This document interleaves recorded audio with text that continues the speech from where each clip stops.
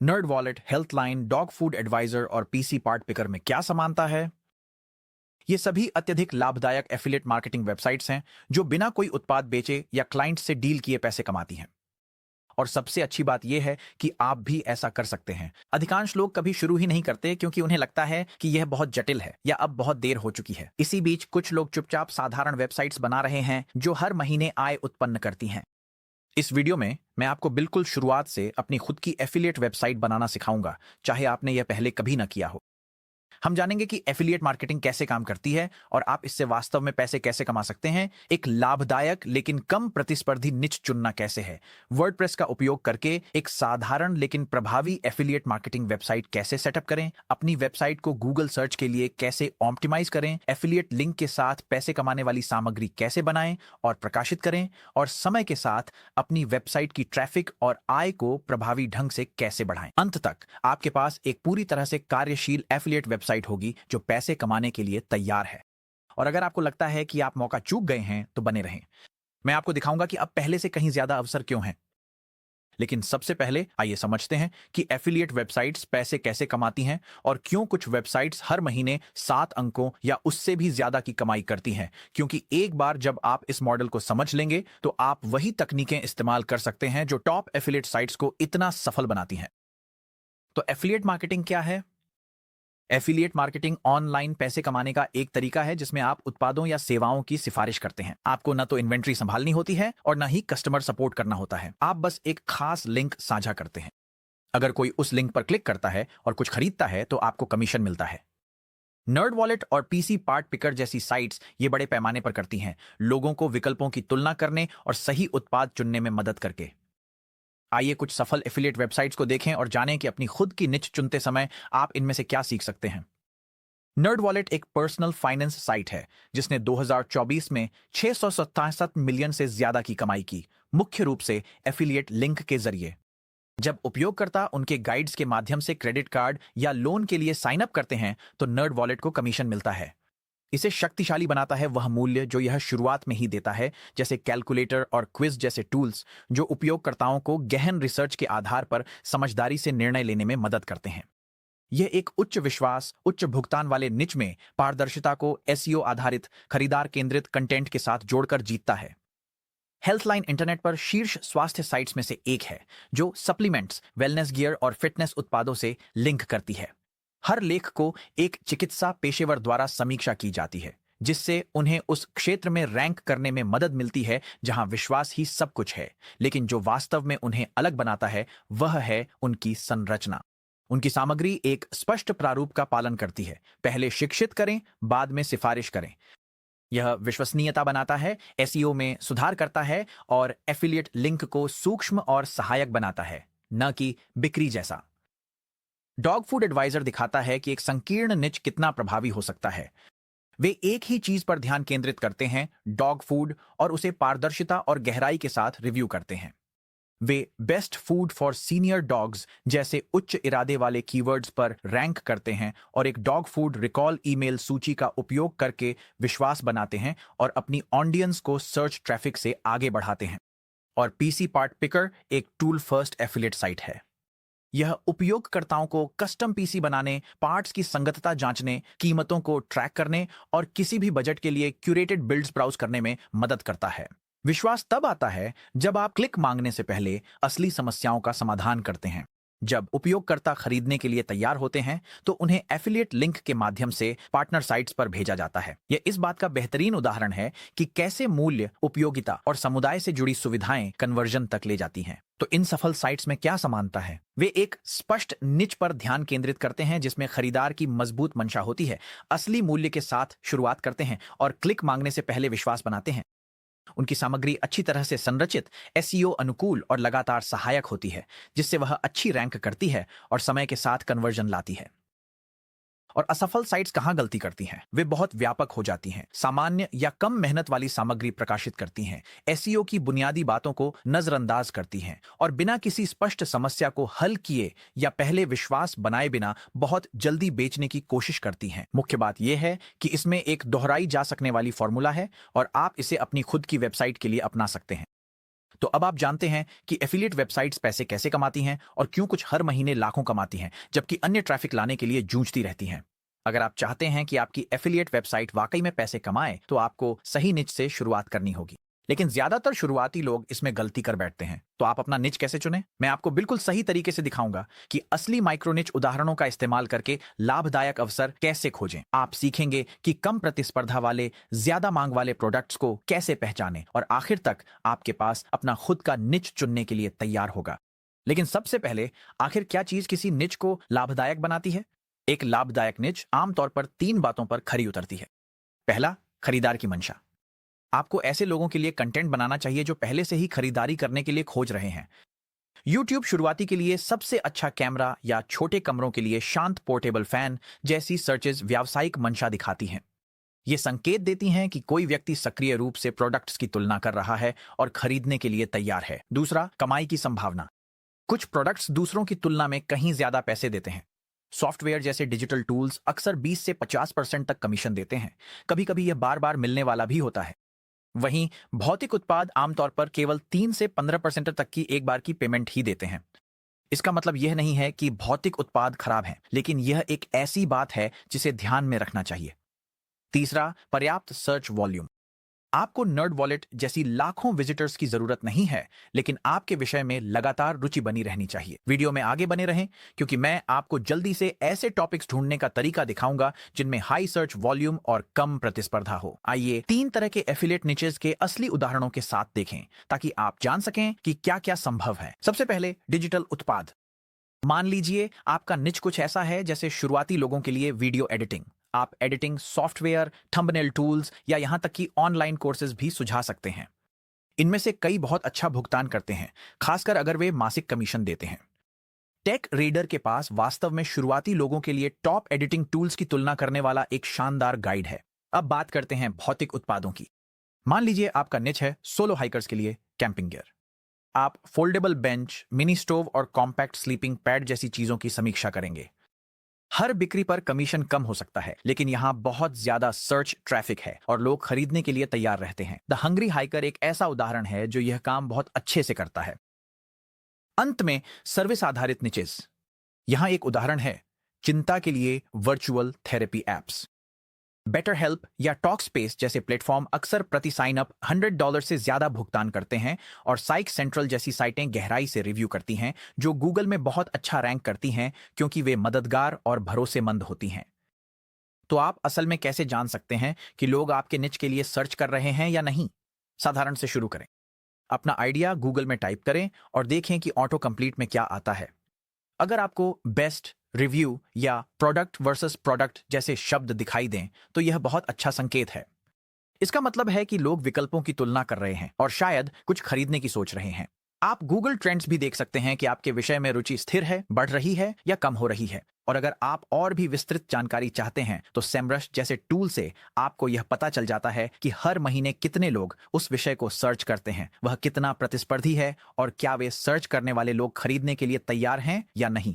बस ऐसे संकेत देखें कि लोग सक्रिय रूप से सर्च कर रहे हैं और कोई समस्या हल करने की कोशिश कर रहे हैं। शुरू करने के लिए आपको बस इतना ही चाहिए। ठीक है, एक पल लें और कुछ ऐसे विषय लिख लें जिनमें आप सच में रुचि रखते हैं। इसे परफेक्ट बनाने को लेकर तनाव ना लें। बस उन चीजों के बारे में सोचें जो आपको पसंद है, जो आप इस्तेमाल करते हैं या जिन विषयों के बारे में थोड़ा जानते हैं। अब यहीं से मजा शुरू होता है। इन विचारों में से कौन सा सच में पैसे कमा सकता है, इसका अंदाजा लगाने के बजाय मैंने एक फ्री टूल बनाया है, द नीश फाइंडर वर्कबुक, जो आपके लिए सारा भारी काम कर देता है। यह टूल हर आइडिया को असली डेटा जैसे Google search trends, keyword intent और संभावित कमाई के आधार पर जांचता है। बस इसे भरें। यह आपको पर्सनलाइज्ड स्कोर कार्ड देता है जो आपके विषयों को रैंक करता है और दिखाता है कि किन निचेस में सबसे ज्यादा संभावनाएं हैं। ये शुरुआती लोगों के लिए अनुकूल है, इसमें कुछ मिनट लगते हैं और ये आपको अंदाजा लगाने की झंझट से बचाता है। वर्कबुक का लिंक डिस्क्रिप्शन में है और अगर मदद चाहिए तो मैंने एक वॉक थ्रू वीडियो भी बनाया है जो आपको स्टेप बाय स्टेप गाइड करेगा। तो जब आपके पास एक लाभदायक निच आइडिया पक्का हो जाए, जिसे असली लोग सर्च कर रहे हों और जिसमें अच्छी कमाई की संभावना हो, तो इसका मतलब है कि अब अपने आइडिया को हकीकत में बदलने का समय आ गया है। तो अब चलिए स्टेप बाय स्टेप आपके असली एफिलिएट वेबसाइट को बनाना सीखते हैं।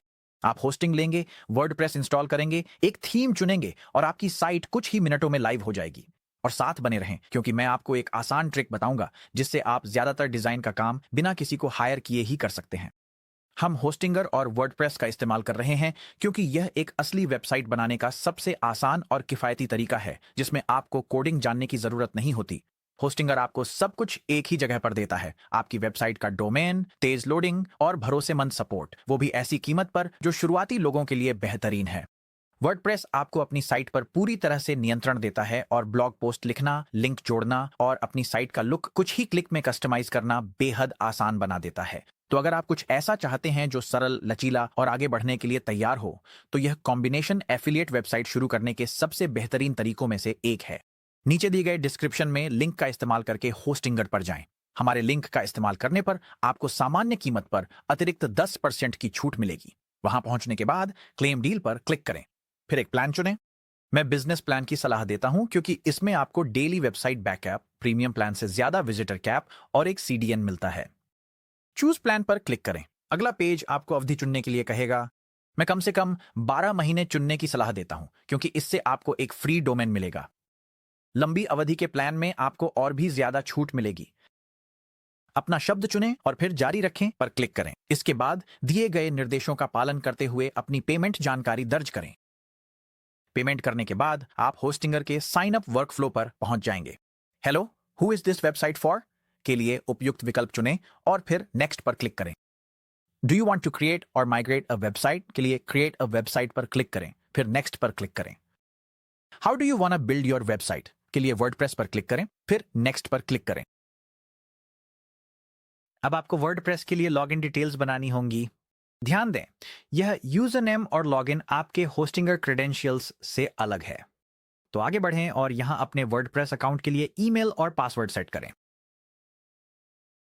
आप अपनी वेबसाइट कैसे बनाना चाहेंगे के लिए ब्लैंक साइट पर क्लिक करें। अब अपना डोमेन नाम चुनें। मैं .com डोमेन इस्तेमाल करने की सलाह देता हूं क्योंकि इन्हें याद रखना आसान होता है।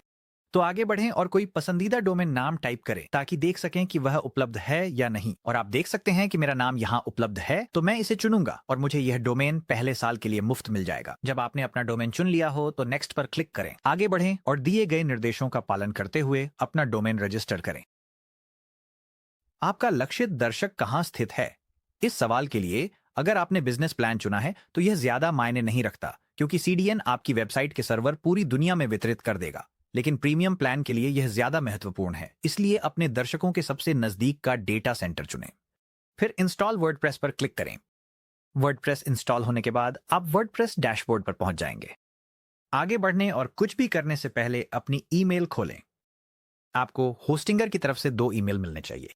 एक ईमेल आपके ईमेल पते को सत्यापित करने के लिए है और दूसरा आपके डोमेन के लिए ईमेल पते को सत्यापित करने के लिए है।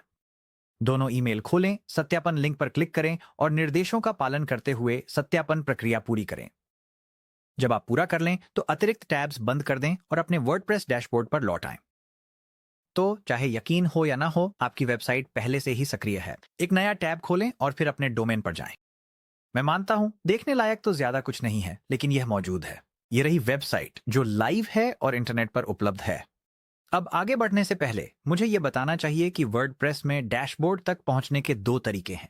एक तरीका यह है कि आप अपने डोमेन पर जाएं और फिर .com के अंत में WP एडमिन जोड़ें, जो कि वर्डप्रेस एडमिन के लिए है, और आपको उस पेज पर ले जाया जाएगा जहां आप होस्टिंगर ऑनबोर्डिंग प्रक्रिया के दौरान बनाए गए अपने वर्डप्रेस यूजर नेम और पासवर्ड से लॉगिन कर सकते हैं।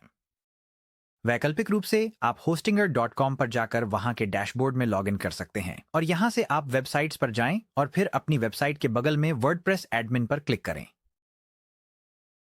अब समय है कि आप अपनी साइट को पेशेवर लुक दें। इसे आसान बनाने के लिए हम एक फ्री प्लगइन इंस्टॉल करेंगे जो दर्जनों पेशेवर डिजाइन किए वेबसाइट टेम्पलेट्स में से चुनने की सुविधा देता है। यह आपको डिजाइन पर घंटों बचाता है और साइट को तुरंत मजबूत आधार देता है। बाईं ओर नेविगेशन बार में प्लगइन्स पर जाएं। वर्डप्रेस प्लगइन्स आपकी वेबसाइट के लिए ऐप्स की तरह होते हैं। ये बिना किसी कोडिंग के आपकी साइट में नए फीचर्स या टूल्स जोड़ते हैं। उदाहरण के लिए कुछ प्लगइन्स आपकी साइट को तेजी से लोड होने में मदद करते हैं, कुछ एसईओ में सहायता करते हैं और कुछ आपके एफिलिएट लिंक को मैनेज करना आसान बनाते हैं। आप अपनी जरूरत के अनुसार इन्हें जोड़ या हटा सकते हैं ताकि आपकी साइट जैसा आप चाहें वैसा काम करे। हम एक ऐसा प्लगइन जोड़कर शुरू करेंगे जो हमें एक पेशेवर ब्लॉग टेम्पलेट का उपयोग करके अपनी वेबसाइट डिजाइन को जल्दी शुरू करने की सुविधा देता है। पेज के ऊपर ऐड न्यू प्लगइन पर क्लिक करें। यहां स्टार्टर्स टेम्पलेट्स सर्च करें और हमें यह वाला चाहिए, स्टार्टर टेम्पलेट्स एलिमेंटोर और वर्डप्रेस टेम्पलेट्स। इंस्टॉल नाउ पर क्लिक करें। इसमें एक पल लगेगा और फिर एक्टिवेट बटन पर क्लिक करें। प्लगइन्स पेज पर वापस जाकर स्टार्टर टेम्पलेट्स के नीचे गेट स्टार्टेड पर क्लिक करें। अब ऐसा टेम्पलेट स्टाइल खोजें जो आपको पसंद हो। ध्यान दें, इनमें से कुछ फ्री हैं और कुछ के लिए अतिरिक्त भुगतान करना पड़ता है और ऐसे टेम्पलेट्स पर प्रीमियम टैग लगा होता है। हमारे डेमो के लिए हम ब्लॉग श्रेणी में जाएंगे और फिर ट्रैवल ब्लॉग चुनेंगे और हम यहां इस वाले को चुनेंगे जिसका नाम है ट्रैवल ब्लॉग। अगले चरण में आपको बाईं ओर कुछ डिजाइन विकल्प चुनने के लिए कहा जाएगा जिसकी शुरुआत आपकी साइट के लोगो से होगी। अगर आपके पास अभी तक लोगो नहीं है तो logo.com देखें। यह फ्री है, इस्तेमाल में आसान है और आपके ब्रांड स्टाइल के आधार पर आपको दर्जनों शानदार डिजाइन देता है। बस कुछ सवालों के जवाब दें, अपनी पसंदीदा विकल्प चुनें और ब्रांड किट से आपको जो भी चाहिए सब कुछ डाउनलोड कर लें। मैंने नीचे वीडियो के विवरण में logo.com का लिंक दिया है। इस वेबसाइट के लिए मैंने अपना लोगो बनाने के लिए logo.com का इस्तेमाल किया है, तो अब मैं उसे अपलोड करूंगा। आगे बढ़ें और अपलोड फाइल हियर पर क्लिक करें और अपना लोगो अपलोड करें। मैं सलाह दूंगा कि आप PNG फॉर्मेट में लोगो का इस्तेमाल करें जिसमें पारदर्शी बैकग्राउंड हो, जैसे कि यह वाला। अब अगला कदम है कुछ आल्ट टेक्स्ट जोड़ना। ऑल टेक्स्ट वह होता है जो डिवाइस पर तब दिखाई देता है जब इमेज लोड नहीं हो पाती। ये उन लोगों के लिए भी उपयोगी है जिन्हें वेबसाइट नेविगेट करने में अतिरिक्त एक्सेसिबिलिटी की जरूरत होती है। मैं सलाह दूंगा कि आप बस साइट का नाम ही डालें और फिर यही चीज इमेज के टाइटल के लिए भी करें। सेलेक्ट पर क्लिक करें और लोगो चुन लिया गया है। अब अगला कदम है एक फॉन्ट पेयरिंग चुनना। मैं डेमो के लिए यह पहला वाला इस्तेमाल करूंगा, लेकिन आप बाकी फॉन्ट विकल्पों को भी टॉगल करके देख सकते हैं। अब एक रंग पैलेट चुनें, उन्हें टॉगल करें, देखें कि कौन सा आपके स्टाइल के अनुकूल है और मैं यहां स्टाइल 9 के साथ जाऊंगा। जब आप अपनी प्रारंभिक डिजाइन पसंद पूरी कर लें तो कंटिन्यू पर क्लिक करें। इन साइट फीचर्स के लिए यहां डिफॉल्ट विकल्पों का ही उपयोग करें, पेज बिल्डर, कॉन्टैक्ट फॉर्म और वेबसाइट ईमेल्स इन SMTP। हमें इस समय इन अन्य फीचर्स की जरूरत नहीं है। कंटिन्यू पर क्लिक करें।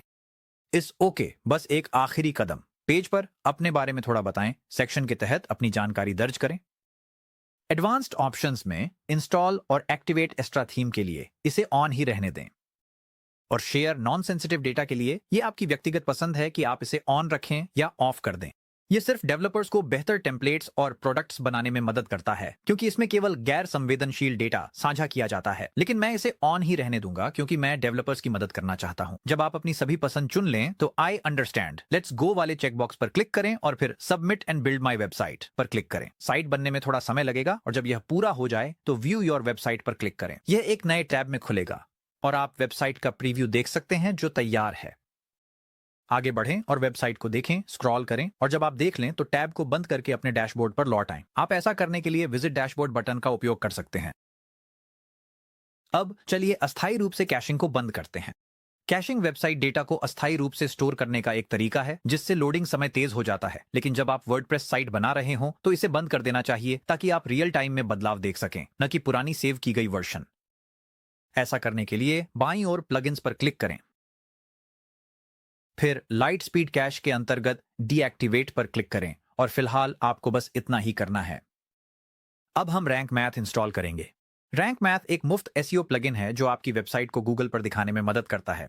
यह आपको हर ब्लॉग पोस्ट पर एक आसान चेकलिस्ट देता है ताकि आप जान सकें कि बेहतर रैंकिंग के लिए क्या सुधारना है। अगर आपने पहले कभी SEO नहीं किया है तब भी रैंक मैथ इसे फॉलो करना आसान बना देता है और आपको ज्यादा ट्रैफिक दिलाने में मदद करता है।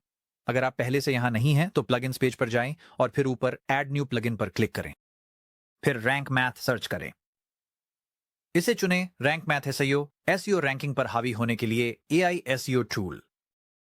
इंस्टॉल पर क्लिक करें और फिर एक्टिवेट पर क्लिक करें। इसके बाद बड़े नीले कनेक्ट योर अकाउंट बटन पर क्लिक करें। इस लॉगिन पेज के नीचे रजिस्टर नाउ पर क्लिक करें, फिर अपनी पसंदीदा अकाउंट बनाने की विधि का उपयोग करें। मैं अपनी ईमेल आईडी का उपयोग करूंगा,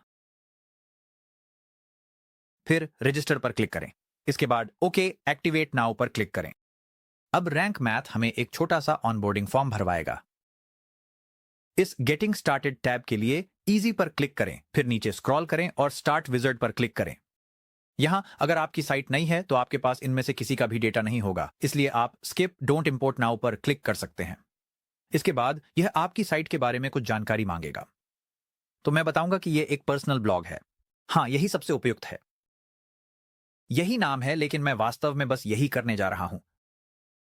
वेबसाइट का वैकल्पिक नाम एक संक्षिप्त रूप एक्रोनिम हो सकता है, अगर आपके पास है। मैं इसे खाली छोड़ने वाला हूं। व्यक्ति संगठन का नाम भी यही हो सकता है। इसने पहले से ही मेरी वेबसाइट से मेरा लोगो ले लिया है, लेकिन ध्यान दें कि यह एक चौकोर इमेज की सिफारिश करता है जिसे सर्च इंजन पसंद करते हैं। तो यहां मैं सलाह दूंगा कि आप अपने लोगो का एक चौकोर वर्जन ठोस रंग की पृष्ठभूमि के साथ अपलोड करें। इसे जोड़ने के लिए ऐड या अपलोड फाइल पर क्लिक करें, फिर ऊपर बाएं जाएं और अपलोड फाइल्स सिलेक्ट फाइल्स पर क्लिक करें और फिर एक चौकोर इमेज चुनें, जैसे कि मेरे मामले में यह वाली। इसे एक शीर्षक और एल्ट टेक्स्ट दें, ठीक वैसे ही जैसे हमने पहले अपने लोगो के लिए किया था। फिर यूज दिस फाइल पर क्लिक करें। लीजिए, हो गया। अब हमें जो आखिरी चीज चाहिए वह है एक default social share image. Social share image वह होती है जो तब दिखाई देती है जब आपका ब्लॉग सोशल मीडिया या कुछ मैसेजिंग एप्स पर साझा किया जाता है। अनुशंसित image size 1200 pixel by 630 pixel है। अगर आपके पास ऐसी कोई इमेज तैयार नहीं है तो मैं सलाह दूंगा कि आप canva.com का इस्तेमाल करके अपने लोगो से इसे बना लें। मैं आपको बहुत जल्दी यह करने का तरीका बताऊंगा। सबसे पहले एक नए टैब में canva.com पर जाएं। आप नीचे दिए गए डिस्क्रिप्शन में लिंक पर क्लिक करके वहां जल्दी पहुंच सकते हैं। फिर लॉग इन करें या साइन अप करें। मेरे पास पहले से एक अकाउंट है तो मैं आगे बढ़कर बस लॉग इन करूंगा। फिर जब आप कैनवा डैशबोर्ड पर पहुंचें तो क्रिएट अ डिजाइन पर क्लिक करें। फिर बाईं ओर कस्टम साइज चुनें और फिर हमें जिन डायमेंशंस की जरूरत है उन्हें टाइप करें। सोशल शेयर इमेज के लिए ये 1200 पिक्सल बाय 630 पिक्सल होना चाहिए। और आप यहां देखेंगे फेसबुक पोस्ट एक सुझाया गया विकल्प है। यह मूल रूप से वही है, तो हम उस पर क्लिक कर सकते हैं। फिर बस अपना लोगो जोड़ें। बाईं ओर अपलोड्स पर क्लिक करें और अपने ट्रांसपेरेंट बैकग्राउंड वाले लोगो को जोड़ें। अपलोड्स पर क्लिक करें, इसे अंदर खींचें, पोजीशन पर क्लिक करें और फिर आप मिडिल और सेंटर चुन सकते हैं ताकि यह बिल्कुल बीच में आ जाए। आपको अपने लोगो के लिए इसका आकार बदलना पड़ सकता है। अब चलिए एक इमेज ढूंढते हैं जिसे इसके पीछे लगाया जा सके। बाईं ओर एलिमेंट्स पर क्लिक करें और ये एक ट्रैवल ब्लॉग है, तो चलिए एक बीच की तस्वीर जोड़ते हैं। मैं समुद्र तट की खोज करूंगा और हमारे पास यहां कुछ शानदार फोटो इमेजेस हैं। मैं इस वाली इमेज का इस्तेमाल करूंगा। मैं इसका आकार बदलकर पूरे फ्रेम में फैला दूंगा, फिर पोजीशन पर क्लिक करूंगा और फिर बैक पर क्लिक करूंगा ताकि यह लोगों के पीछे आ जाए। अगला, यहां कंट्रास्ट अच्छा नहीं है तो मैं इमेज पर क्लिक करूंगा और एडिट पर क्लिक करूंगा और फिर बाईं ओर एडजस्ट पर क्लिक करें और मैं ब्राइटनेस कम करूंगा ताकि ये लोगों के पीछे थोड़ा बेहतर दिखे। मैं चाहता हूं कि मेरा लोगो और भी उभर कर दिखे, तो एक ट्रिक जो आप इस्तेमाल कर सकते हैं वह है कि एलिमेंट्स के तहत कुछ जैसे रेक्टेंगल सर्च करें। एक शेप जोड़ें और फिर मैं इसे पूरी इमेज पर खींच दूंगा। मैं ऊपर दिए गए सर्कल पर क्लिक करूंगा ताकि रेक्टेंगल का रंग फोटो में से किसी रंग में बदल सकूं। जैसे यह हल्का नीला रंग यहां अच्छा लग रहा है। फिर ऊपर टूल बार में ट्रांसपेरेंसी पर क्लिक करें और ट्रांसपेरेंसी को उस स्तर तक कम करें जो अच्छा लगे और फिर पोजीशन में जाकर सेंड बैकवर्ड चुनें ताकि यह लोगों के पीछे चला जाए। और फिर मैं ट्रांसपेरेंसी को और भी एडजस्ट कर सकता हूं ताकि देख सकूं कि कहां कंट्रास्ट सबसे अच्छा दिख रहा है। और मुझे लगता है कि कहीं इसी के आसपास ये पूरे डिजाइन को अच्छा लुक देता है और लोगों को भी अच्छी तरह उभार देता है। अंत में मैं यहां जो करूंगा वह है लोगो में एक शैडो जोड़ना ताकि यह बैकग्राउंड से और भी ज्यादा उभर कर दिखे। लोगो पे क्लिक करें, फिर एडिट पे क्लिक करें और नीचे स्क्रॉल करके इफेक्ट्स में जाएं और शैडोज पे क्लिक करें और यहां से मैं ड्रॉप शैडो चुनूंगा। यहां से बाईं ओर नीचे स्क्रॉल करें और आप सेटिंग्स के साथ खेल सकते हैं ताकि देख सकें कि आपकी इमेज और लोगो के लिए सबसे अच्छा क्या लगता है। मुझे लगता है कि इस तरह का शैडो इफेक्ट इस लोगो के लिए एकदम परफेक्ट है और यह इसे बैकग्राउंड से खूबसूरती से उभार देता है। अंतिम समायोजन के तौर पर मैं लोगो का आकार फिर से बढ़ाऊंगा और फिर पोजीशन पर क्लिक करके इसे दोबारा सेंटर करूंगा। बहुत बढ़िया, अब हमारे पास एक सोशल शेयर इमेज है। तो मैं ऊपर दाईं ओर जाऊंगा, इसका नाम दूंगा, फिर ऊपर दाईं ओर शेयर पर क्लिक करूंगा, फिर डाउनलोड पीएनजी चुनूंगा और फिर डाउनलोड पर क्लिक करूंगा। मैं इसे अपने बाकी सभी लोगो एसेट्स के साथ एक फोल्डर में डाल दूंगा ताकि यह भविष्य के स्टेप्स के लिए तैयार रहे। बहुत बढ़िया। अब कैनवा को बंद कर दें और वापस रैंक मैथ सेटअप विजार्ड पर लौट जाएं। यहां ऐड या अपलोड फाइल पर क्लिक करें और अपनी सोशल शेयर इमेज अपलोड करें। फिर से कुछ alt टेक्स्ट और एक टाइटल जोड़ें, फिर यूज एज फाइल पर क्लिक करें। बहुत बढ़िया। पेज के नीचे सेव एंड कंटिन्यू पर क्लिक करें। अब हमें एनालिटिक्स सेटअप करना है। कनेक्ट गूगल सर्विसेज पर क्लिक करें, फिर अपना अकाउंट चुनें। कंटिन्यू पर क्लिक करें, सिलेक्ट ऑल के लिए बॉक्स को चेक करें, नीचे स्क्रॉल करें और फिर से कंटिन्यू पर क्लिक करें। ड्रॉप डाउन में यह सुनिश्चित करें कि आपकी साइट चुनी हुई है। अगर यह तुरंत नहीं दिखती है तो इसे दिखने में 1 सेकंड लग सकता है। नीचे एनालिटिक्स सेक्शन में प्रॉपर्टी के लिए ड्रॉप डाउन पर क्लिक करें और फिर क्रिएट न्यू GA4 प्रॉपर्टी पर क्लिक करें। पेज आपसे पूछेगा कि क्या आप सुनिश्चित हैं। आगे बढ़ें और ओके पर क्लिक करें, फिर इंस्टॉल एनालिटिक्स कोड को ऑन करें। नीचे स्क्रॉल करें और सहेजें और जारी रखें पर क्लिक करें। बहुत अच्छा। रैंक मैथ कहता है आपकी साइट तैयार है, तो नीचे स्क्रॉल करें और रिटर्न टू डैशबोर्ड पर क्लिक करें। अब हम वर्डप्रेस में रैंक मैथ SEO डैशबोर्ड पर आ गए हैं। नीचे स्क्रॉल करें, साइट मैप पर जाएं, सुनिश्चित करें कि यह ऑन है और फिर सेटिंग्स पर क्लिक करें। फिर इंक्लूड फीचर्ड इमेजेस को ऑन करें और सेव चेंजेस पर क्लिक करें। बहुत बढ़िया काम। अब रैंक मैथ पूरी तरह से सेटअप हो चुका है और इस्तेमाल के लिए तैयार है। अब एफिलिएट ब्लॉगिंग के पीछे पूरी सोच ये है कि आप ऐसा उपयोगी कंटेंट बनाएं जो तब दिखाई दे जब लोग ऑनलाइन समाधान खोज रहे हों।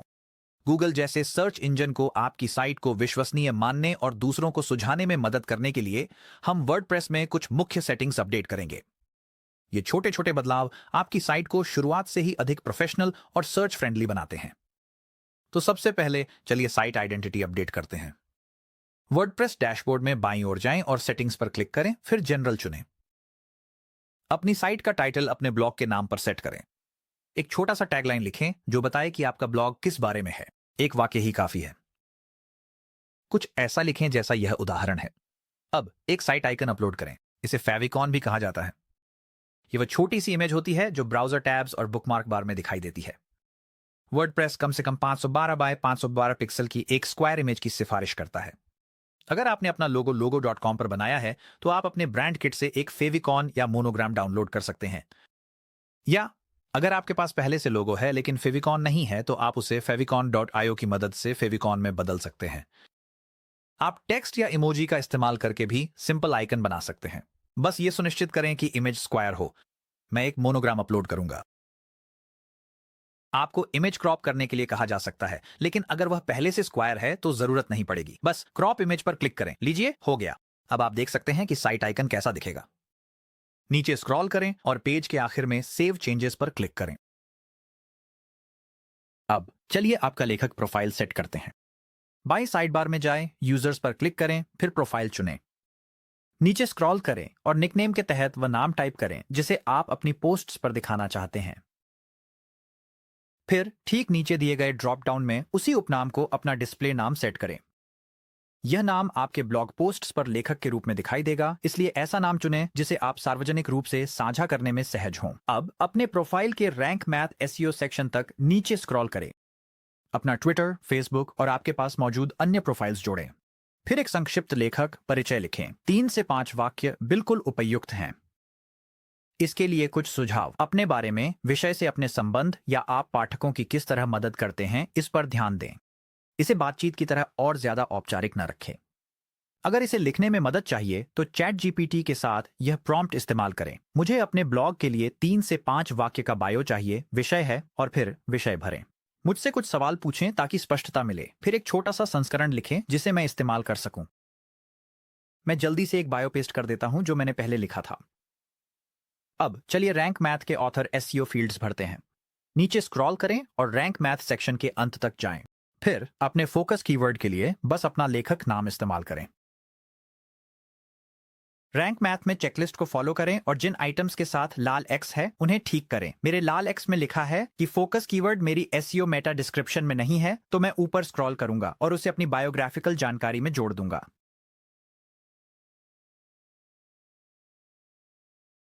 और हो गया। अब मेरे पास हरा चेक मार्क है। अब एडिट स्निपेट पर क्लिक करें ताकि आप अपने प्रोफाइल के लिए गूगल सर्च में दिखने वाले मेटा टाइटल और डिस्क्रिप्शन को कस्टमाइज कर सकें। एडिट स्निपेट सेक्शन में URL के लिए परमालिंक डिफॉल्ट रूप से आपके ईमेल पते पर सेट होगा। आगे बढ़ें और इसे उस नाम में बदलें जिसे आप अपनी लेखक पेज पर वास्तव में दिखाना चाहते हैं। अब ऊपर स्क्रॉल करें और प्रोफाइल फोटो सेक्शन पर जाएं। वर्डप्रेस प्रोफाइल फोटो मैनेज करने के लिए ग्राविटार का उपयोग करता है। एक नए टैब में gravatar.com पर जाएं। उसी ईमेल से साइन अप करें जो आपने अपने वर्डप्रेस अकाउंट के लिए इस्तेमाल किया था। सेटअप के लिए दी गए निर्देशों का पालन करें, अपना नाम दर्ज करें और फिर एक इमेज अपलोड करें। मैं अपनी यह हेडशॉट फोटो इस्तेमाल करूंगा।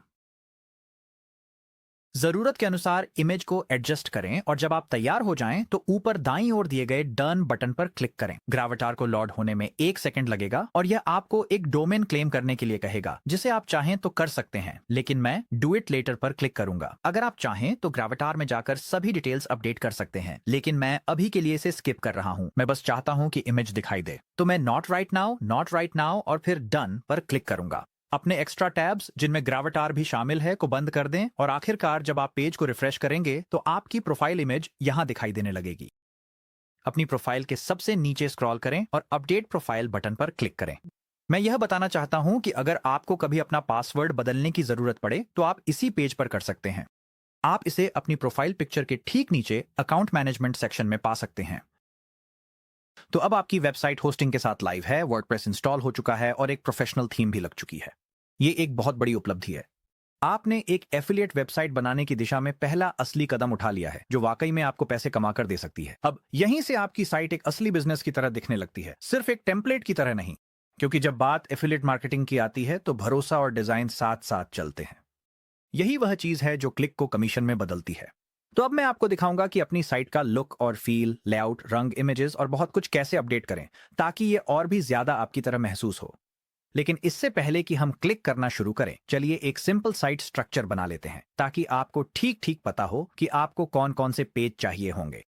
हर अच्छी वेबसाइट एक स्पष्ट और सरल संरचना से शुरू होती है और एफिलिएट मार्केटिंग के लिए शुरुआत में आपको सच में सिर्फ कुछ मुख्य पेजों की ही जरूरत होती है। सबसे पहले आपका होम पेज, यह आपके घर का मुख्य दरवाजा है। यह आपके ब्रांड का परिचय देता है और लोगों को आपके सबसे उपयोगी कंटेंट तक पहुंचाता है।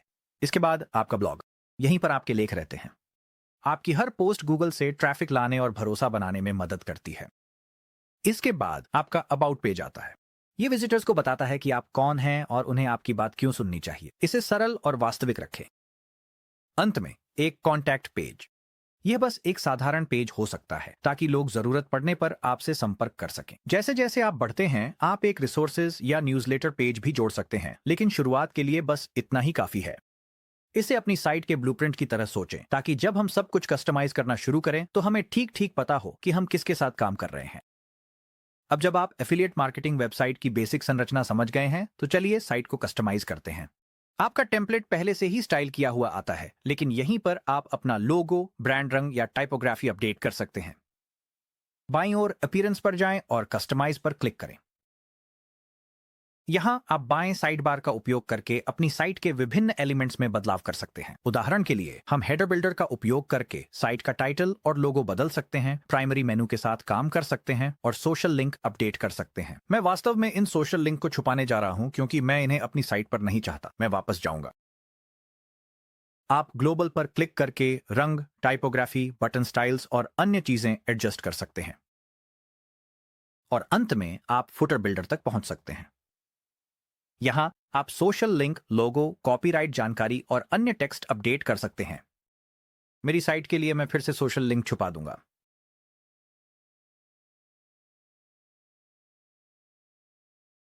फुटर में टेक्स्ट अपडेट करने के लिए उस पर क्लिक करें और फिर बाएं साइड बार में टेक्स्ट अपडेट करें। या अगर आप इसे हटाना चाहते हैं तो मेनू को विस्तार से देखने के लिए 3 डॉट्स पर क्लिक करें और फिर डिलीट पर क्लिक करें। लोगो बदलने के लिए प्रीव्यू में लोगो पर क्लिक करें, फिर बाएं साइड बार में उसे बदलने के लिए बटन पर क्लिक करें और फिर अपनी खुद की इमेज या लोगो अपलोड करें। ऑल्ट टेक्स्ट और टाइटल जोड़ना ना भूलें। इसके बाद आपको फुटर में अपने लोगो का आकार अपडेट करने की आवश्यकता हो सकती है। बाएं साइड बार में एडिट इमेज पर क्लिक करें, फिर डिस्प्ले सेटिंग्स के तहत साइज ड्रॉप डाउन मेनू का उपयोग करके लोगो का आकार बदलें। मैं यह भी सलाह देता हूं कि अपने फुटर लोगो को होम पेज से लिंक करें। लिंक टू के बगल में ड्रॉप डाउन पर क्लिक करें और फिर कस्टम यूआरएल चुनें, फिर अपना डोमेन दर्ज करें। यह एक सामान्य नेविगेशन तकनीक है जिससे लोग साइट के लोगो पर क्लिक करके होम पेज पर वापस जा सकते हैं। जब आप लोगों को एडिट करना पूरा कर लें तो अपडेट पर क्लिक करें। जैसे ही आप संपादन करते हैं, बदलाव प्रीव्यू में लाइव दिखाई देते हैं। जब आप सब कुछ पूरा कर लें तो ऊपर बाएं कोने में पब्लिश पर क्लिक करें और फिर ऊपर बाएं कोने में एक्स पर क्लिक करके वापस वर्डप्रेस डैशबोर्ड पर जाएं। अबाउट या कॉन्टैक्ट जैसी पेज जोड़ने या अपडेट करने के लिए डैशबोर्ड में बाईं ओर पेजेस पर जाएं और फिर ऊपर ऐड न्यू पेज पर क्लिक करें।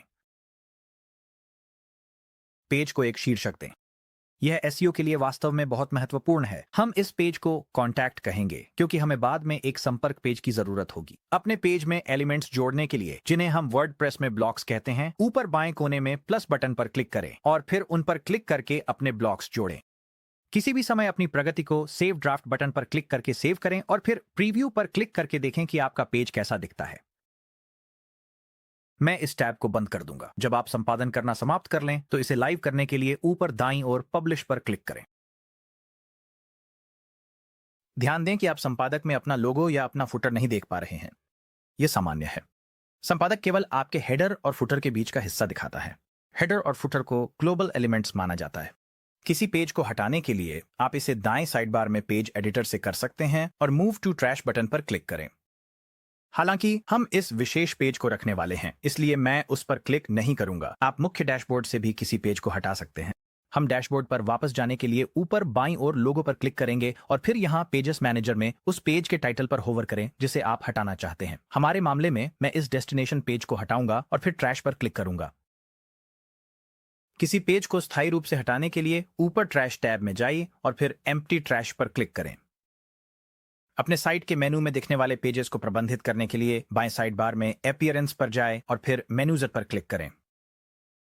कोई पेज जोड़ने के लिए उसे पेजेस सेक्शन के तहत चेक करें और फिर ऐड टू मेनू पर क्लिक करें। आप देखेंगे कि वह मेनू स्ट्रक्चर में दाईं ओर दिखाई देगा। अगर आपका पेज इस सूची में बाईं ओर नहीं दिख रहा है तो पहले सुनिश्चित करें कि वह प्रकाशित पब्लिश हो चुका है। मेनू से कोई पेज हटाने के लिए मेनू स्ट्रक्चर के तहत उसके बगल में बने ड्रॉप डाउन एरो पर क्लिक करें और फिर रिमूव पर क्लिक करें। आइटम्स का क्रम बदलने के लिए उन्हें ऊपर या नीचे ड्रैग करें या मूव लिंक का उपयोग करें। अपने बदलाव लागू करने के लिए सेव मेनू पर क्लिक करें। अगर आप बदलाव करते समय उन्हें देखना चाहते हैं तो मेनू प्रबंधित करने का एक और तरीका भी है। ऊपर बाईं ओर मैनेज विद लाइव प्रीव्यू पर क्लिक करें ताकि विजुअल एडिटर खुल जाए। वहां से आप प्राइमरी मेनू पर क्लिक करके इसे विस्तार से देख सकते हैं और यहां पेजेस को प्रबंधित कर सकते हैं। अब चलिए वर्डप्रेस ब्लॉक एडिटर का उपयोग करके टेक्स्ट अपडेट करते हैं, इमेज बदलते हैं और बटन में बदलाव करते हैं। किसी पेज को एडिट करने के लिए पेजेस पर जाएं, उस पेज पर होवर करें जिसे आप एडिट करना चाहते हैं। हमारे मामले में हम होम पेज से शुरू करेंगे और फिर एडिट पर क्लिक करें। टेक्स्ट एडिट करने के लिए जिस भी टेक्स्ट को बदलना है उस पर क्लिक करें और बिल्कुल वर्ड प्रोसेसर की तरह टाइप करना शुरू करें।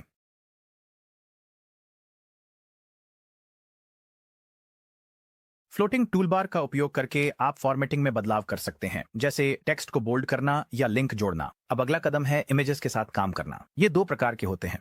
साधारण इमेजेस को बदलना बहुत आसान है। बस उस पर क्लिक करें और दाईं साइड बार में चेंज इमेज पर क्लिक करें, फिर नई इमेज अपलोड करें या चुनें। दूसरी तरह की इमेजेस बैकग्राउंड या एम्बेडेड इमेजेस होती हैं जो लेआउट का हिस्सा होती हैं। इन्हें बदलने के लिए इमेज के चारों ओर के सेक्शन या ब्लॉक पर क्लिक करें। दाईं साइड बार में बैकग्राउंड इमेज सेक्शन ढूंढें, यह शायद स्टाइल के तहत हो, और फिर चेंज इमेज पर क्लिक करें। फिर से आप अपनी खुद की इमेज अपलोड कर सकते हैं या सिलेक्ट इमेज पेज के ऊपर वाले टैब का उपयोग करके स्टॉक इमेजेस खोज सकते हैं। आप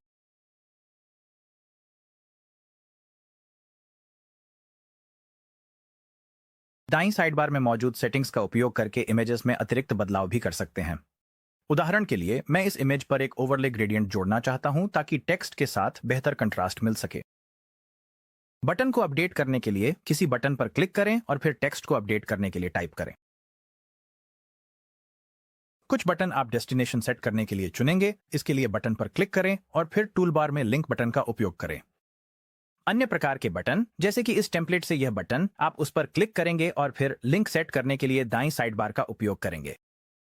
उन लिंक्स के लिए जिन्हें आप दाईं साइड बार से सेट करते हैं, आप किसी विशेष पेज से लिंक करने के लिए / और फिर उस पेज का URL स्लग डाल सकते हैं जिससे आप लिंक करना चाहते हैं। मेरे मामले में मैं इस बटन को ब्लॉग पेज से लिंक करूंगा। अन्य प्रकार के बटन के लिए जब आप फ्लोटिंग टूल बार में लिंक आइकन पर क्लिक करते हैं तो आप बस उस पेज का नाम टाइप कर सकते हैं जिसे आप लिंक करना चाहते हैं और फिर उसे सूची से चुन सकते हैं। अपने पेज में नया कंटेंट जोड़ने के लिए ऊपर बाईं ओर प्लस बटन पर क्लिक करें। यहां से आप व्यक्तिगत ब्लॉक्स जोड़ सकते हैं जैसे कि टेक्स्ट, इमेज, बटन आदि, या आप पैटर्न भी जोड़ सकते हैं। पैटर्न्स पहले से बने हुए लेआउट होते हैं जैसे कि अबाउट सेक्शन या कॉल टू एक्शन। सेक्शन जोड़ने के लिए उस पर क्लिक करें। किसी सेक्शन को हटाने के लिए ब्लॉक या कंटेनर पर क्लिक करें, फिर बैकस्पेस या डिलीट दबाएं। वैकल्पिक रूप से आप फ्लोटिंग टूलबार में 3 डॉट्स पर क्लिक कर सकते हैं और फिर डिलीट पर क्लिक करें। यहां एक टिप है, ऊपर बाईं ओर 3 लाइनों से दर्शाए गए लिस्ट व्यू का उपयोग करें जिससे आपको अपने पेज का पूरा आउटलाइन मिल जाएगा। जटिल लेआउट में नेविगेट करने के लिए यह बहुत ही मददगार है। अब जब आप अपनी साइट की संरचना और पेज कंटेंट में बदलाव करना जान गए हैं तो आइए देखें कि हमारे एफिलिएट मार्केटिंग टेम्पलेट से हर मुख्य पेज को कैसे अपडेट करें। चलिए होम पेज से शुरू करते हैं। अपने हेडलाइन के लिए सुनिश्चित करें कि आपके पास एक स्पष्ट एक लाइनर हो। यह मेरी हेडलाइन है, मेरे साथ यूरोप की खोज करें। अपने सब हेडलाइन में बताएं कि यह किसके लिए है और यहां उन्हें क्या मिलेगा। कॉल टू एक्शन बटन के लिए अपने ब्लॉग या सबसे उपयोगी पेज का लिंक दें। अनावश्यक बटन हटा दें। अपनी बैकग्राउंड इमेज को अपने निच से संबंधित किसी चीज से बदलें।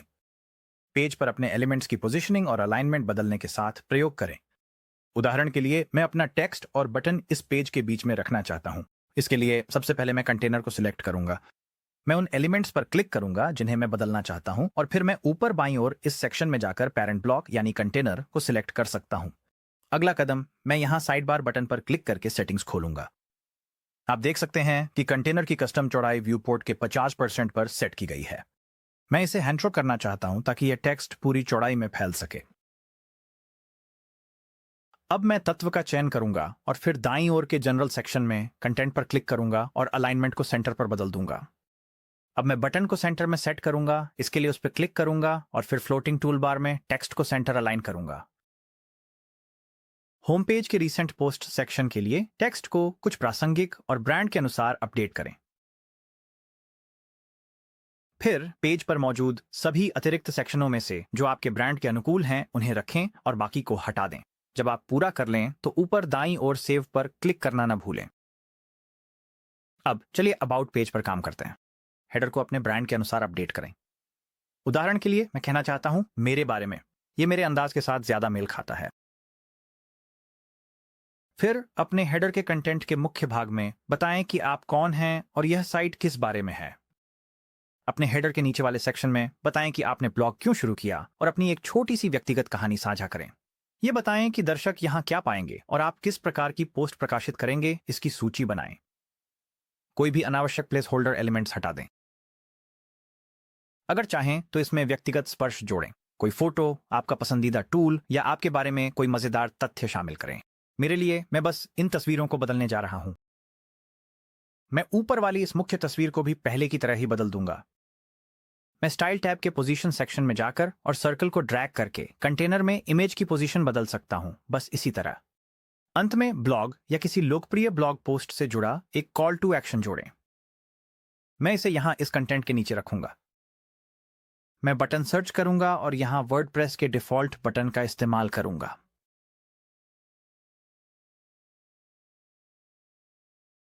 इसके बाद मैं लिंक पर क्लिक करके और ब्लॉग सर्च करके बटन को ब्लॉग से जोड़ दूंगा। फिर से सेव करना ना भूलें। अब हम अपनी संपर्क पेज बनाएंगे जिसे हम शुरू से तैयार करेंगे। अगर आपने अभी तक पेज का नाम नहीं रखा है तो पहले नाम दें और फिर जरूरत के अनुसार आइकॉन पर क्लिक करके टाइटल को छुपा दें। वर्डप्रेस इस टाइटल के लिए डिफॉल्ट स्टाइलिंग का इस्तेमाल करता है और आप इसमें ज्यादा बदलाव नहीं कर सकते, इसलिए ज्यादातर लोग इसे छुपा देते हैं और फिर ऐसे हेडर जोड़ते हैं जिन्हें बेहतर तरीके से स्टाइल किया जा सकता है। तो आगे बढ़ें और एक हेडिंग बनाएं जिसमें कुछ साधारण लिखा हो, जैसे हेलो कहें या संपर्क करें। अब एक फॉर्म जोड़ें। हम स्पेक्ट्रा फॉर्म का इस्तेमाल करेंगे। प्लस पर क्लिक करें और फॉर्म सर्च करें और यहां स्पेक्ट्रा फॉर्म है। इसे जोड़ने के लिए हम इस पर क्लिक करेंगे। फिर सिंपल कॉन्टैक्ट फॉर्म पर क्लिक करें। फील्ड्स को अपने उद्देश्य के अनुसार कस्टमाइज करें। मुझे जरूरी नहीं कि फर्स्ट और लास्ट नेम फील्ड चाहिए, इसलिए मैं लास्ट नेम फील्ड को हटा दूंगा और फर्स्ट नेम को बदलकर सिर्फ नाम कर दूंगा। दाईं ओर ऑटो कंप्लीट को फुल नेम में बदलें।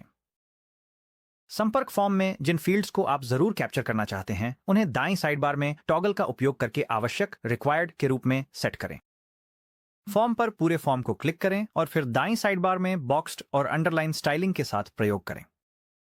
मुझे अंडरलाइन स्टाइलिंग पसंद है, इसलिए मैं वही इस्तेमाल करूंगा। अब जनरल के तहत नीचे स्क्रॉल करें और एक्शंस के तहत उस ईमेल एड्रेस को सेट करें जिसे फॉर्म रिस्पॉन्स मिलना चाहिए। मैं वही ईमेल इस्तेमाल करूंगा जो मैंने इस साइट पर साइन अप करने के लिए इस्तेमाल किया था। अगर आप चाहें तो एक सब्जेक्ट सेट करें जो फॉर्म रिस्पॉन्स में दिखाई देगा। गूगल रीकैप्चर सेक्शन के तहत स्पैम से बचने के लिए रीकैप्चर को टॉगल ऑन करें। मैं V3 का इस्तेमाल करने की सलाह देता हूं। रीकैप्चर सेटअप करने के बारे में अधिक जानकारी के लिए यहां हाइपरलिंक पर क्लिक करें और गाइड का पालन करें। इसे सेटअप करना काफी आसान है, लेकिन संक्षिप्तता के लिए मैं इस डेमो में इसे छोड़ रहा हूं। बस इतना जान लें कि इसे सेट करने के लिए सभी निर्देश प्राप्त करने के लिए आप इस लिंक पर क्लिक कर सकते हैं। जब आप पेज के साथ हो जाएं तो सेव पर क्लिक करें। अंत में ब्लॉग पेज के लिए इसे साफ सुथरा और सरल रखें। शीर्षक और छवि को अपने ब्रांड के अनुसार अपडेट करें। रीसेंट ब्लॉग पोस्ट्स ब्लॉक के लिए उस पर क्लिक करें और फिर दाईं साइड बार में पोस्ट्स पर पेज को 6 पर सेट करें ताकि हमारे पास एक अच्छा संतुलित लेआउट हो जिसमें अधिक पोस्ट दिखाई दें। और फिर हालिया ब्लॉग ग्रिड के ऊपर के टेक्स्ट को अपडेट करें। और हाँ, जब आप काम पूरा कर लें तो पेज को सेव करना न भूलें। तो अब आपकी साइट सिर्फ मौजूद नहीं है, बल्कि यह वास्तव में आपके ब्रांड जैसी दिखती है। आपने संरचना सेट की, अपना लोगो जोड़ा, अपने रंग चुने और अपनी खुद की सामग्री डाल दी। डिजाइन का काम हो गया है, लेकिन डिजाइन केवल आधी कहानी है। अब जब आपकी साइट लाइव है और पेशेवर दिख रही है तो इसे कुछ ऐसा बनाने का समय है जिससे आप वास्तव में पैसे कमा सकें। इस सेक्शन में मैं आपको दिखाऊंगा कि लोग पहले से कौन से कीवर्ड्स सर्च कर रहे हैं और कैसे आप उन्हें ऐसे एफिलिएट प्रोडक्ट्स से जोड़ सकते हैं जो असली कमीशन देते हैं। हम इसे शुरुआती लोगों के लिए आसान और पूरी तरह से मुनाफे पर केंद्रित रखेंगे। अंत तक आपको बिल्कुल पता चल जाएगा कि क्या प्रमोट करना है और यह क्यों फायदेमंद है। सबसे पहले हमें शुरुआती के लिए उपयुक्त कीवर्ड चाहिए जिस पर हम लिख सकें। इसके लिए हम सेमरश टूल इस्तेमाल करेंगे। सेमरश दिखाता है कि असली लोग ऑनलाइन क्या सर्च कर रहे हैं ताकि आप ऐसा टॉपिक चुन सकें जिसमें अच्छा ट्रैफिक और कम प्रतिस्पर्धा हो।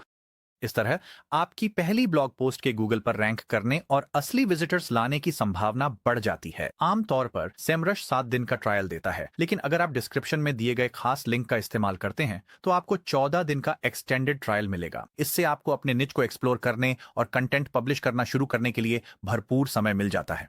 आगे बढ़ें और साइन अप करें, फिर मुझसे सेमरश डैशबोर्ड पर मिलें। सेमरश डैशबोर्ड से बाईं ओर दिए गए कीवर्ड मैजिक टूल पर जाएं। अपना व्यापक टॉपिक टाइप करें। अधिकतम 1 से 3 शब्दों का ही उपयोग करें। तो मेरे उदाहरण के लिए मैं कुछ ऐसा लिख सकता हूं जैसे रोड ट्रिप और फिर सर्च पर क्लिक करूंगा।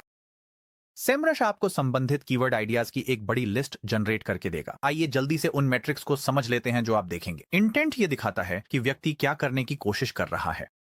इंफॉर्मेशनल का मतलब है कि वे कुछ सीख रहे हैं। ट्रांजैक्शनल का मतलब है कि वे खरीदने के लिए तैयार हैं। कमर्शियल का मतलब है कि वे खरीदने से पहले विकल्पों की तुलना कर रहे हैं। और नेविगेशनल का मतलब है कि वे किसी विशेष वेबसाइट को खोज रहे हैं।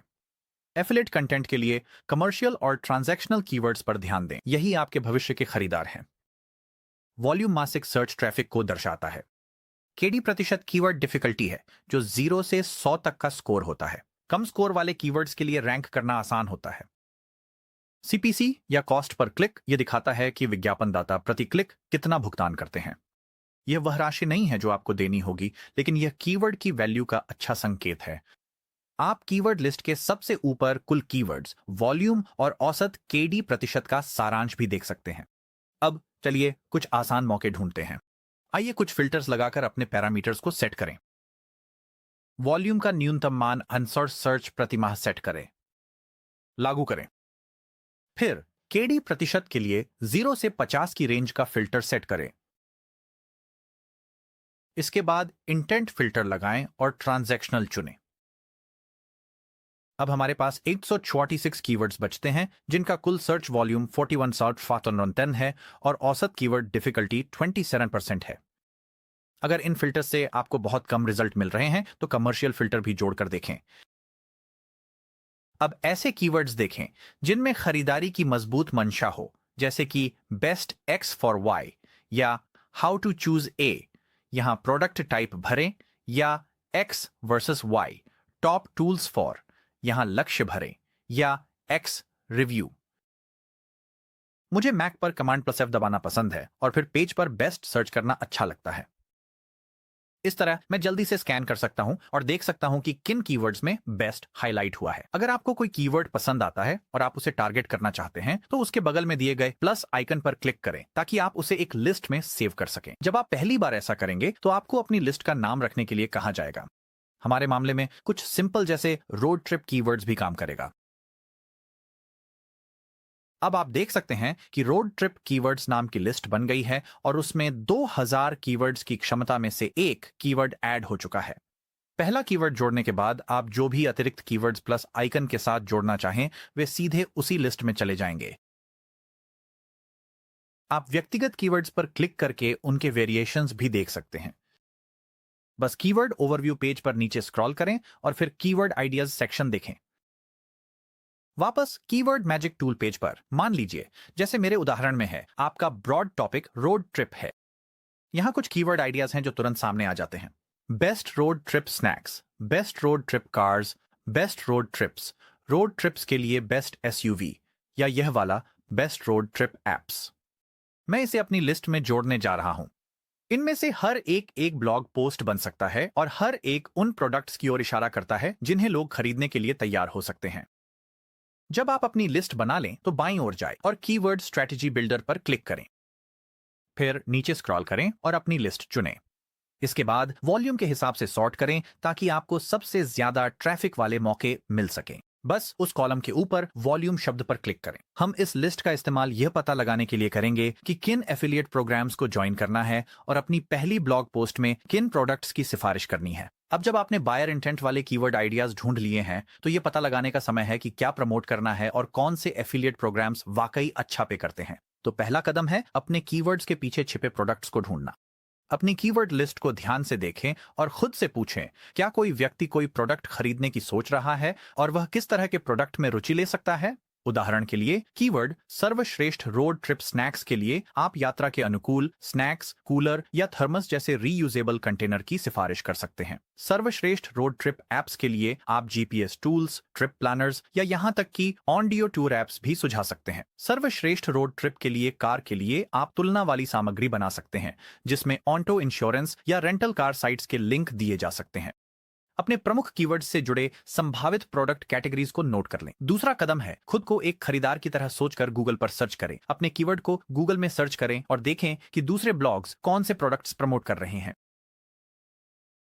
ऐसे कंटेंट देखें जिनमें एफिलिएट लिंक भारी मात्रा में हो, best of lists, product review या गियर गाइड्स हों। कुछ लिंक पर क्लिक करें और देखें कि क्या वे आपको अमेजन ब्रांड स्टोर्स या अन्य सेवाओं पर ले जाते हैं। ये आमतौर पर एफिलिएट लिंक होते हैं और ये आपको इस बारे में संकेत देते हैं कि आपके निच में पहले से क्या प्रमोट किया जा रहा है। अब जब आप जान चुके हैं कि आपके निच में लोग कौन से प्रोडक्ट्स खोज रहे हैं तो अब उनके लिए एफिलिएट प्रोग्राम्स ढूंढने का समय है। प्रोडक्ट या ब्रांड का नाम साथ में एफिलिएट प्रोग्राम कीवर्ड गूगल पर सर्च करने की कोशिश करें। यहां मुझे रोड ट्रिपर्स के लिए एक एफिलिएट प्रोग्राम मिला। आप एफिलिएट नेटवर्क्स जैसे इम्पैक्ट, शेयर ए सेल, सीजे एफिलिएट और Amazon एसोसिएट्स का भी इस्तेमाल कर सकते हैं जो फिजिकल प्रोडक्ट्स के लिए अच्छा है। एक बार जब आपने कुछ ऐसे एफिलिएट प्रोग्राम्स ढूंढ लिए जो अच्छे लगते हैं तो चलिए उन्हें जल्दी से अर्निंग पोटेंशियल कैलकुलेटर की मदद से तुलना करते हैं जो कि मैंने खास आपके लिए बनाया है और जिसका लिंक नीचे डिस्क्रिप्शन में दिया गया है। यह स्प्रेडशीट आपको यह अनुमान लगाने में मदद करती है कि कौन से प्रोग्राम्स सबसे ज्यादा कमाई की संभावना देते हैं। इसे इस्तेमाल करने का तरीका यहां है। डिस्क्रिप्शन में दिए गए वर्कबुक के लिंक पर क्लिक करें। फिर जब यह लोड हो जाए तो ऊपर दाईं ओर यूज टेम्पलेट पर क्लिक करें। पहले कॉलम में हर एफिलिएट प्रोग्राम या प्रोडक्ट का नाम दर्ज करें। फिर पंक्ति में आगे बढ़ें और सभी ड्रॉप डाउन भरें। प्रोडक्ट टाइप के लिए क्या यह सॉफ्टवेयर है, फिजिकल प्रोडक्ट है या कोई सर्विस है। टिपिकल प्राइस रेंज के लिए आमतौर पर एक प्रोडक्ट की कीमत कितनी होती है। एफिलिएट पेआउट टाइप के लिए क्या पेआउट एक फ्लैट रेट है, एक बार का प्रतिशत है या बार बार मिलने वाला है। अनुमानित कमीशन के लिए लगभग हर बिक्री पर आपको कितना कमाने को मिलेगा। और कुकी लेंथ के लिए कोई आपके लिंक पर क्लिक करने के बाद कितने समय तक आपको उस बिक्री का क्रेडिट मिलेगा। एक बार जब आप किसी पंक्ति के सभी 5 फील्ड भर देंगे तो अर्निंग स्कोर अपने आप कैलकुलेट हो जाएगा। यहाँ एक उदाहरण है कि जब आप इसे पूरी तरह भर देंगे तो अर्निंग पोटेंशियल कैलकुलेटर कैसा दिख सकता है। आप देख सकते हैं कि दाईं ओर सभी अलग अलग प्रोडक्ट्स और ब्रांड्स के लिए मेरे पास एक अर्निंग स्कोर है और वे रंगों के हिसाब से कोड किए गए हैं, जिससे मुझे पता चलता है कि कौन से सबसे अच्छे मौके हैं। हरा रंग उच्च संभावना को दर्शाता है, पीला रंग ठीक ठाक है लेकिन बेहतर टारगेटिंग की जरूरत हो सकती है, और लाल रंग कम संभावना को दिखाता है। मजबूत विकल्प खोजने पर विचार करें। यह एक तेज तरीका है यह तय करने का कि किन एफिलिएट प्रोग्राम्स को ज्वाइन करना है, वो भी सिर्फ अनुमान के बजाय असली आंकड़ों के आधार पर। एक बार जब आप इस पूरी शीट को भर लें और आपको एक अच्छा मेल मिल जाए तो उस एफिलिएट प्रोग्राम के लिए साइन अप करें। अपनी यूनिक लिंक लें और उसे संभाल कर रखें ताकि जब हम अगले सेक्शन में आपका ब्लॉग पोस्ट लिखना शुरू करें तो उसका इस्तेमाल कर सकें। तो अब आपको पता है कि क्या प्रमोट करना है, लेकिन इसे एक ऐसे ब्लॉग पोस्ट में कैसे बदलें जो रैंक करे, भरोसा बनाए और क्लिक भी मिले। अब हम आपका पहला एफिलिएट ब्लॉग पोस्ट बनाएंगे जिसे रैंक करने के लिए संरचित किया गया है, क्लिक के लिए ऑप्टिमाइज किया गया है और फॉलो करना आसान है, चाहे आपने पहले कभी ब्लॉग लिखा हो या नहीं। आप सीखेंगे कि अपनी लिंक सही तरीके से कैसे जोड़ें, अपने पोस्ट को एसईओ के लिए कैसे व्यवस्थित करें और आत्मविश्वास के साथ पब्लिश कैसे करें। अंत तक आपके पास सिर्फ एक ब्लॉग नहीं होगा, आपके पास इंटरनेट पर लाइव एक पैसे कमाने वाली संपत्ति होगी। अब जब आपने सेमरश में उच्च संभावनाओं वाले कीवर्ड्स की एक सूची बना ली है तो चलिए उन्हें एक्सपोर्ट करते हैं और अपने ब्लॉग पोस्ट को लिखने में मदद के लिए चैट जीपीटी का उपयोग करते हैं। अगर आप पहले से वहां नहीं हैं तो कीवर्ड स्ट्रेटजी बिल्डर पर जाएं और फिर अपनी सूची खोलें। अपने मुख्य कीवर्ड के बगल में स्थित बॉक्स को चेक करें, वह कीवर्ड जिसे आप उपयोग करना चाहते हैं और जिसकी सर्च वॉल्यूम सबसे अधिक है। साथ ही 3 से 5 संबंधित वेरिएशंस को भी चुनें। मेरे लिए मैं बेस्ट रोड ट्रिप एप्स का उपयोग करने जा रहा हूं क्योंकि बेस्ट रोड ट्रिप स्नैक्स, जैसा कि मैंने अपनी रिसर्च के दौरान पाया, ऐसे प्रोडक्ट्स से जुड़ा है जिनकी कीमत काफी कम है और इसलिए कमीशन भी कम मिलता है। बेस्ट रोड ट्रिप कार्स की सर्च वॉल्यूम अच्छी है लेकिन इसके लिए अच्छे एफिलिएट प्रोग्राम्स नहीं हैं। और फिर मेरे पास अगला बड़ा विषय है जो कि सर्वश्रेष्ठ रोड ट्रिप एप्स है। तो मैं सॉफ्टवेयर वाले रास्ते पर जाऊंगा, इसे अपना मुख्य कीवर्ड बनाऊंगा और फिर कुछ मिलते जुलते कीवर्ड्स के बॉक्स को भी चेक करूंगा। इतना काफी होना चाहिए। अब ऊपर दाईं ओर एक्सपोर्ट पर क्लिक करें और फिर एक्सपोर्ट डेटा के तहत जस्ट द सिलेक्टेड का उपयोग करें और एक CSV डाउनलोड करें। अब चलिए रेफरेंस के लिए प्रतियोगी कंटेंट ढूंढते हैं। अपने मुख्य कीवर्ड पर क्लिक करें ताकि कीवर्ड ओवरव्यू खुल जाए और फिर नीचे स्क्रॉल करके सर्प एनालिसिस सेक्शन तक जाएं। यह आपके कीवर्ड के लिए गूगल के टॉप रिजल्ट्स दिखाता है जिनमें ब्लॉग्स, प्रोडक्ट रिव्यूज और अन्य कंटेंट क्रिएटर्स शामिल हैं। उनमें से 2 से 3 प्रतियोगी URLs चुनें जिन्हें आप रेफरेंस के तौर पर इस्तेमाल करना चाहेंगे। ये आपकी सामग्री को दिशा देने में मदद करेंगे और चैट जीपीटी को उदाहरण प्रदान करेंगे जिनसे वह प्रेरणा ले सके। एफिलिएट ब्रांड के प्रोडक्ट पेज का लिंक देने की चिंता न करें। यहां हम ब्लॉग्स और थर्ड पार्टी कंटेंट पर ध्यान केंद्रित कर रहे हैं। तो मेरे लिए मैं शायद इस pack up and go site, Caroline Rose travel और ये USA टुडे आर्टिकल का उपयोग करूंगा। आपके लिए जो प्रतियोगी सबसे उपयुक्त हों उन्हें चुनें और उन URLs को कहीं सेव कर लें। हमें 1 मिनट में उनकी आवश्यकता होगी। मैंने अपने URLs को अभी नोटपैड में सेव कर लिया है। अब अगला कदम है चैट जीपीटी का उपयोग करके अपने ब्लॉग का ड्राफ्ट तैयार करना। आप वास्तव में कोई भी AI राइटिंग टूल इस्तेमाल कर सकते हैं, लेकिन बेहतरीन परिणामों के लिए मैं चैट जीपीटी को डीप रिसर्च फंक्शन के साथ इस्तेमाल करने की सलाह देता हूं। शुरू करने के लिए chatgpt.com खोलें और साइन इन या साइन अप करें। मेरे पास एक custom blog writing prompt template है जिसका लिंक नीचे डिस्क्रिप्शन में दिया गया है। इसे एक नए टैब में खोल लें। जैसे ही आप उसे खोलें, ऊपर दाईं ओर दिए गए यूज टेम्पलेट बटन पर क्लिक करें। यहां पर कुछ अलग अलग प्रॉम्प्ट टेम्पलेट्स दिए गए हैं। हम इस टास्क के लिए सबसे पहला टेम्पलेट इस्तेमाल करेंगे। अब ब्रैकेट्स में दी गई किसी भी जानकारी को अपनी जानकारी से बदल दें। इसमें आपका टॉपिक, कीवर्ड्स और प्रतियोगी URLs शामिल हैं। आपको यह सुनिश्चित करना होगा कि आप अपना मुख्य कीवर्ड सेमरश से ले लें।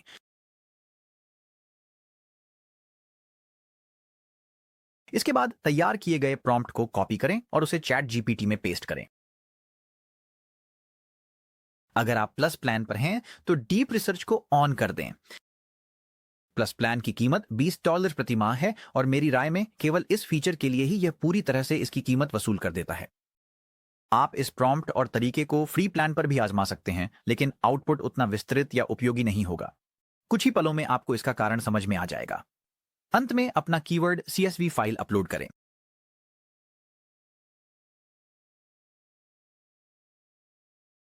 और फिर आगे बढ़कर अपना प्रॉम्प्ट सबमिट करें। प्रॉम्प्ट सबमिट करने के बाद चैट जीपीटी आपसे कुछ फॉलो अप सवाल पूछ सकता है। बस उन सवालों के जवाब स्पष्ट रूप से दें और अपना उत्तर एक ही संदेश में सबमिट करें। अगर वह सवालों को नंबर देता है तो मुझे पसंद है कि मैं उन्हीं नंबरों के अनुसार जवाब दूं। एक बार जब आपने सवालों के जवाब दे दिए तो सबमिट पर क्लिक करें। चैट जीपीटी का डीप रिसर्च फंक्शन प्रोसेस करने में कुछ मिनट ले सकता है। तो जब तक ये प्रोसेस कर रहा है, चलिए आपकी वर्डप्रेस साइट को आपके पहले ब्लॉग पोस्ट के प्रकाशन के लिए तैयार करते हैं। वापस वर्डप्रेस डैशबोर्ड पर जाएं। पहला आर्टिकल प्रकाशित करने से पहले चलिए उस सैंपल कंटेंट को हटा देते हैं जो वर्डप्रेस ने आपकी साइट सेटअप करते समय जोड़ा था।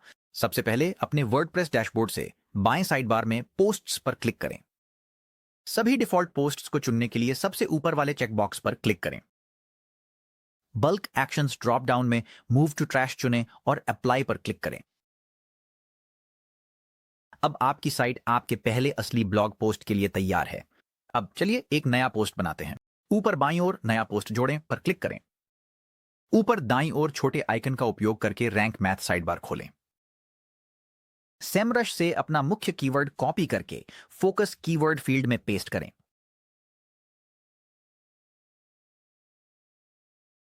यह रैंक मैथ को आपके विषय के अनुसार एसईओ टिप्स देने में मदद करता है। अब चलिए चैट जीपीटी से मिला आपका ब्लॉग इसमें पेस्ट करते हैं। अब तक चैट जीपीटी को आपका आर्टिकल लिखना पूरा हो जाना चाहिए। अब वापस अपने चैट जीपीटी टैब पर जाएं। वहां पहुंचने के बाद अपने नए आर्टिकल को स्क्रॉल करें। जैसा कि आप देख सकते हैं, चैट जीपीटी ने इंटरनेट पर 22 अलग अलग स्रोतों को देखा और एक शानदार आर्टिकल तैयार किया है जो पूरी तरह से तथ्यों पर आधारित है, जिसमें सुंदर तस्वीरें हैं, अच्छी तरह से फॉर्मेट किया गया है और हमारे ब्लॉग के लिए एक शुरुआती बिंदु के रूप में इस्तेमाल करने के लिए तैयार है। सिर्फ एक नजर डालने पर भी मुझे पता है कि यह परफेक्ट नहीं है, लेकिन यह हमारे लिए शुरुआत करने के लिए एक बहुत अच्छा आधार होगा। नीचे दिए गए इस छोटे से कॉपी आइकन पर क्लिक करें। फिर वापस वर्डप्रेस पर जाइए और आर्टिकल को मुख्य एडिटर विंडो में पेस्ट करें। अंत में अब फालतू चीजें हटा दें। कभी कभी एआई शुरुआत या अंत में अतिरिक्त बातें जोड़ देता है, जैसे कोई अभिवादन या विदाई। पोस्ट को जल्दी से पढ़ें और जो भी अनावश्यक लगे उसे हटा दें। जैसे मेरे पास यहां एक अभिवादन है जिसमें लिखा है, शानदार मैट, मैं एक ब्लॉग पोस्ट तैयार करूंगा। हमें इसकी जरूरत नहीं है। अब अपने आर्टिकल का शीर्षक कॉपी करें और उसे एडिटर के ऊपर ऐड टाइटल फील्ड में पेस्ट करें। फिर शीर्षक ब्लॉक के बगल में बने आइकॉन आंख पर क्लिक करें ताकि प्रकाशित पेज पर शीर्षक छुप जाए। संभावना है कि आपका डिजाइन टेम्पलेट इसे कहीं और दिखाएगा। अब आपका ड्राफ्ट वर्डप्रेस में है और फॉर्मेटिंग के लिए तैयार है। आगे बढ़ने से पहले ड्राफ्ट को साफ सुथरा करें और सुनिश्चित करें कि यह वाकई आपकी तरह ही लगे। शुरुआत में किसी भी फॉर्मेटिंग संबंधी समस्या को ठीक करें। उदाहरण के लिए, अगर पोस्ट के मुख्य भाग में मेटा डिस्क्रिप्शन शब्द दिखाई दे रहा है तो उसे हटा दें और केवल असली विवरण या पोस्ट का सारांश छोड़ दें। कभी कभी उद्धरण या लिंक अजीब जगहों पर डाले जाते हैं या वे शब्दों को काट देते हैं। इन सब को ध्यान से देखकर साफ करें। आप देखेंगे कि यहां फोटो के लिए एक कैप्शन है जिसे चैट जीपीटी ने जोड़ा है। संभव है कि चैट जीपीटी ने वह फोटो किसी और की वेबसाइट से ली हो और हम उसे इस्तेमाल नहीं कर सकते, लेकिन यह भी संभव है कि उसने वह छवि खुद बनाई हो। एआई तकनीक बहुत तेजी से बदलती है, इसीलिए यह इस बात पर निर्भर करता है कि जब आप यह प्रक्रिया कर रहे हैं उस समय तकनीक किस स्तर पर है। आखिरकार इस स्थिति में सबसे अच्छा तरीका यही है कि आप अपनी खुद की तस्वीरें जोड़ें या स्टॉक फोटो ढूंढें। तो हम बाद में कुछ फोटो जोड़ेंगे। आप अनावश्यक या टूटी हुई लिंक हटा सकते हैं, लेकिन कुछ उच्च गुणवत्ता वाले बाहरी स्रोत जरूर रखें। सरकारी संसाधनों या विश्वसनीय ब्लॉग जैसी प्रतिष्ठित साइटों से लिंक करना वास्तव में आपके एसईओ में मदद कर सकता है। यह गूगल को दिखाता है कि आप ऑनलाइन व्यापक चर्चा में योगदान दे रहे हैं। बस सावधान रहें। अगर लेख में ऐसी कोई बात बताई गई है जो सामान्य जानकारी नहीं है, जैसे कि कोई खास आंकड़े या नंबर, तो आपको उनकी विश्वसनीयता के लिए उन स्रोतों को बनाए रखने पर विचार करना चाहिए। साथ ही लिंक के बारे में डिफॉल्ट रूप से लिंक डू फॉलो के रूप में चिह्नित होते हैं, जो गूगल को बताता है कि आप उस साइट की सिफारिश करते हैं। इसलिए इन लिंक का इस्तेमाल केवल उन्हीं स्रोतों के लिए करें जिन पर आप भरोसा करते हैं। कभी भी इनका इस्तेमाल पेड लिंक या संदिग्ध सामग्री के लिए न करें। हम बाद में नो फॉलो लिंक के बारे में बात करेंगे जब हम एफिलिएट लिंक की चर्चा करेंगे। अब इसमें व्यक्तिगत स्पर्श जोड़ने की जरूरत क्यों है? गूगल की EEAT गाइडलाइंस उन सामग्रियों को प्राथमिकता देती हैं जो वास्तविक अनुभव, विशेषज्ञता, अधिकार और विश्वसनीयता दिखाती हैं। इसी वजह से केवल AI जनित ब्लॉग पोस्ट अक्सर प्रभावहीन रह जाते हैं। वे ऐसे नहीं लगते जैसे किसी ऐसे व्यक्ति ने लिखे हों जिसने वास्तव में उस उत्पाद का इस्तेमाल किया हो या विषय को समझता हो। प्रतिस्पर्धा करने के लिए आपकी सामग्री को प्रामाणिक, वास्तविक और मानवीय महसूस होना चाहिए। तो इसे हासिल करने का तरीका यहाँ बताया गया है। अपने ड्राफ्ट को जोर से पढ़ें ताकि आप अटपटे या रोबोटिक वाक्यांशों को पकड़ सकें। इसे अपनी आवाज में दोबारा लिखें। आप इसे अपने दोस्त को कैसे समझाएंगे? और व्यक्तिगत अनुभव साझा करें।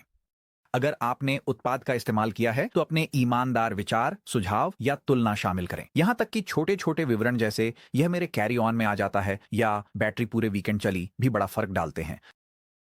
इसका एक बेहतरीन उदाहरण है सीरियस ईट्स नामक ब्लॉग की एक प्रोडक्ट राउंडअप, जिसमें उन्होंने 12 अलग अलग फिश स्पैचुला की समीक्षा की थी। सिर्फ सार्वजनिक रूप से उपलब्ध उत्पाद की विशेषताओं का सारांश देने के बजाय उन्होंने हर स्पैचुला को खुद टेस्ट किया, अपनी खुद की तस्वीरें लीं और समझाया कि कौन सा स्पैचुला किस तरह की कुकिंग या अलग अलग उपयोगकर्ताओं के लिए बेहतर हो सकता है। ऐसी व्यावहारिक जानकारी ही है जिसे गूगल पसंद करता है, जिसे AI कॉपी नहीं कर सकता और जो पाठकों के साथ विश्वास बनाती है। तो क्या आपको AI का इस्तेमाल करना चाहिए? बिल्कुल। AI एक शानदार टूल है, लेकिन यह सिर्फ एक टूल ही है। इसका इस्तेमाल विचार तैयार करने, व्याकरण सुधारने और काम को तेज करने के लिए करें। लेकिन सिर्फ सामान्य AI कंटेंट को कॉपी पेस्ट न करें और उम्मीद न करें कि वह गूगल पर अच्छा प्रदर्शन करेगा। गूगल उस कंटेंट को इनाम देता है जो इंटरनेट में नई वैल्यू जोड़ता है, न कि सिर्फ पहले से मौजूद चीजों का सारांश। इसलिए अगर आप चाहते हैं कि आपका ब्लॉग अलग दिखे, तो AI की दक्षता को अपने अनुभव, समझ और अंदाज के साथ मिलाएं। यही है जीतने वाला फॉर्मूला। अब जानते हैं कि एफिलिएट लिंक सही तरीके से कैसे जोड़ें बिना अपनी SEO को नुकसान पहुंचाए। एफिलिएट लिंक जोड़ने से पहले 2 महत्वपूर्ण बातें हैं जिन पर ध्यान देना जरूरी है: कानूनी डिस्क्लोजर और नो फॉलो लिंक। आइए कानूनी पक्ष से शुरू करते हैं। अगर आप अमेरिका में हैं या आपके पाठक वहां हैं, तो FTC आपसे किसी भी एफिलिएट संबंध का खुलासा करने की मांग करता है। ये सिर्फ नियमों का पालन करने के लिए नहीं है, बल्कि यह आपके दर्शकों के साथ विश्वास भी बनाता है। तो यहाँ एक आसान लाइन है जो काम करती है। इस पोस्ट में एफिलिएट लिंक शामिल है। अगर आप इन लिंक के जरिए खरीदारी करते हैं तो मुझे बिना किसी अतिरिक्त लागत के कमीशन मिल सकता है। अब इसे कहाँ रखना चाहिए? मैं सलाह दूंगा कि इसे पोस्ट के ऊपर अपनी पहली एफिलिएट लिंक से पहले रखें। इसे देखना आसान बनाएं और साधारण, ईमानदार भाषा में लिखें। कुछ प्रोग्राम जैसे कि अमेजन या फाइनेंशियल एफिलिएट्स अधिक विशिष्ट डिस्क्लोजर की मांग कर सकते हैं, जैसे कि लिंक के ठीक बगल में एक डिस्क्लेमर रखना। इसीलिए हर प्रोग्राम के नियमों को हमेशा जांचें। अब नो फॉलो लिंक क्या है और आपको इसकी परवाह क्यों करनी चाहिए? नो फॉलो लिंक एक सामान्य लिंक ही होता है जिसमें एक विशेष टैग होता है जो सर्च इंजन को बताता है कि वह उस साइट को SEO क्रेडिट या लिंक जूस न दे जिसे आप लिंक कर रहे हैं। यह इसलिए महत्वपूर्ण है क्योंकि गूगल नहीं चाहता कि लोग पेड या स्पैमी लिंक के जरिए रैंकिंग में हेरफेर करें। चूंकि एफिलिएट लिंक इसी श्रेणी में आते हैं, इसलिए आपको हमेशा इन्हें नो फॉलो के रूप में मार्क करना चाहिए। अगर आप ऐसा नहीं करते तो इससे आपकी रैंकिंग प्रभावित हो सकती है या इससे भी बुरा, आपको पेनल्टी भी लग सकती है। तो एक सामान्य नियम के तौर पर अगर पैसे का लेन देन हो रहा है तो नो फॉलो का इस्तेमाल करें। अब हर बार पोस्ट बनाते समय या लिंक जोड़ते समय नो फॉलो सेटिंग्स की चिंता करने के बजाय हम एक simple plugin thirsty affiliates install करेंगे जो सब कुछ अपने आप कर देगा। पोस्ट एडिटर में वापस जाएं और ऊपर की बार में सेव ड्राफ्ट पर क्लिक करें। फिर अपने वर्डप्रेस डैशबोर्ड पर वापस जाने के लिए ऊपर बाईं ओर अपनी साइट के आइकन पर क्लिक करें। बाईं साइड बार में प्लगइन्स पर जाएं और नया प्लगइन जोड़ें पर क्लिक करें। थर्स्टी एफिलिएट्स के लिए खोजें। जिसकी हमें तलाश है वह यही है: thirsty affiliates, affiliate links, link branding, link tracking और मार्केटिंग प्लगइन। अब इंस्टॉल करें और फिर एक्टिवेट करें। अब चलिए थर्स्टी एफिलिएट्स को कॉन्फ़िगर करते हैं। आप इस वेलकम विंडो को स्किप कर सकते हैं और बाईं ओर थर्स्टी एफिलिएट्स में जाकर सेटिंग्स पर क्लिक करें। फिर बाईं ओर थर्स्टी एफिलिएट्स मेनू में लिंक अपीयरेंस पर क्लिक करें। नीचे स्क्रॉल करें और use no follow on links को येस पर सेट करें और फिर open links in new window को भी येस पर सेट करें। नीचे स्क्रॉल करें और परिवर्तन सहेजें पर क्लिक करें। अब आपकी सभी एफिलिएट लिंक अपने आप नए टैब में खुलेंगी और नो फॉलो के रूप में मार्क हो जाएंगी। अब चलिए आपकी पहली एफिलिएट लिंक जोड़ते हैं। बाईं ओर थर्स्टी एफिलिएट्स में जाएं और फिर ऐड एफिलिएट लिंक पर क्लिक करें। टाइटल के तहत उस प्रोडक्ट का नाम डालें जिसे आप प्रमोट करना चाहते हैं। फिर अपनी एफिलिएट लिंक को डेस्टिनेशन यूआरएल में पेस्ट करें। इसके बाद एक प्रोडक्ट इमेज जोड़ें। आदर्श रूप से आपको अपनी खुद की फोटो या स्क्रीनशॉट का उपयोग करना चाहिए या प्रोडक्ट साइट से कोई आधिकारिक इमेज डाउनलोड करनी चाहिए। किसी भी हाल में प्रतियोगी की इमेज का इस्तेमाल न करें ताकि कॉपीराइट से जुड़ी समस्याओं से बचा जा सके।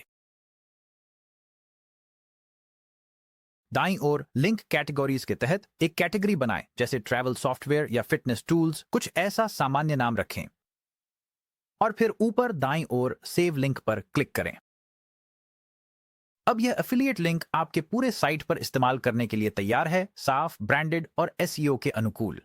अब चलिए इस लिंक को आपके ब्लॉग पोस्ट में जोड़ते हैं। पोस्ट पर वापस जाएं और अपने ब्लॉग को एडिट करें। एफिलिएट लिंक जोड़ने के 3 मुख्य तरीके हैं: इनलाइन टेक्स्ट लिंक, क्लिक करने योग्य इमेज और बटन। मैं आपको इन सभी को जोड़ने का तरीका दिखाऊंगा। आइए इनलाइन टेक्स्ट लिंक से शुरू करते हैं। वह पहली जगह ढूंढें जहां आप जिस प्रोडक्ट की सिफारिश कर रहे हैं उसका नाम आता है। उसे हाईलाइट करें और फिर फ्लोटिंग टूल बार में थर्स्टी एफिलिएट्स के लिए टीए पर क्लिक करें। फिर अपने नए बनाए गए एफिलिएट लिंक को सर्च करें और उसे इंसर्ट करें। अब जब कोई व्यक्ति प्रोडक्ट के नाम पर क्लिक करेगा तो वह एफिलिएट लिंक के डेस्टिनेशन पर पहुंच जाएगा। अब चलिए एक क्लिक करने योग्य इमेज जोड़ते हैं। उस आखिरी ब्लॉक पर क्लिक करें जिसके बाद आप अपनी इमेज जोड़ना चाहते हैं। फिर ऊपर बाईं ओर प्लस आइकन पर क्लिक करें और थर्स्टी एफिलिएट्स इमेज सर्च करें। फिर उस ब्लॉक पर क्लिक करें ताकि वह आपके ब्लॉग में जुड़ जाए। फिर जो ब्लॉग दिखाई देगा उसमें अपने नए बनाए गए एफिलिएट लिंक को सर्च करें और जब वह दिखे तो उसे चुनें। यह आपको वह प्रोडक्ट इमेज दिखाएगा जिसे आपने पहले अपलोड किया था। आगे बढ़ें और उसे चुनें। अब जब कोई व्यक्ति इमेज पर क्लिक करेगा तो एफिलिएट लिंक एक नए टैब में खुलेगा। अंत में चलिए एक बटन जोड़ते हैं। आइए इस सेक्शन के नीचे चलते हैं। आखिरी टेक्स्ट ब्लॉक पर क्लिक करें और फिर बाईं ओर बटन सर्च करें और बटन्स चुनें। टेक्स्ट को किसी अच्छे कॉल टू एक्शन पर सेट करें, जैसे कि वर्तमान कीमत देखें या अभी साइन अप करें। बटन को सेंटर अलाइन करने के लिए चेंज आइटम्स जस्टिफिकेशन बटन पर क्लिक करें और फिर जस्टिफाई आइटम्स सेंटर चुनें। और मैं यह बताना चाहता हूं कि बटन के साथ टीए एफिलिएट लिंक बटन पर क्लिक करने से लिंक केवल टेक्स्ट में ही जुड़ता है। हम चाहते हैं कि बटन क्लिक करने योग्य हो, इसलिए हम थर्स्टी एफिलिएट से आपकी क्लोक्ड लिंक जोड़ना चाहते हैं। अपनी क्लोक्ड लिंक खोजने के लिए पहले अपना ड्राफ्ट सेव करें, वर्डप्रेस डैशबोर्ड पर वापस जाएं, थर्स्टी एफिलिएट्स पर जाएं, अपने प्रोडक्ट पर क्लिक करें और फिर क्लोक्ड यूआरएल कॉपी करें। अपने पोस्ट पर वापस आएं, फिर बटन को ध्यानपूर्वक ढूंढें। सुनिश्चित करें कि आप सही बटन चुन रहे हैं। फिर उस बटन पर क्लिक करें और उसके बाद सामान्य लिंक टूल का उपयोग करके लिंक जोड़ें।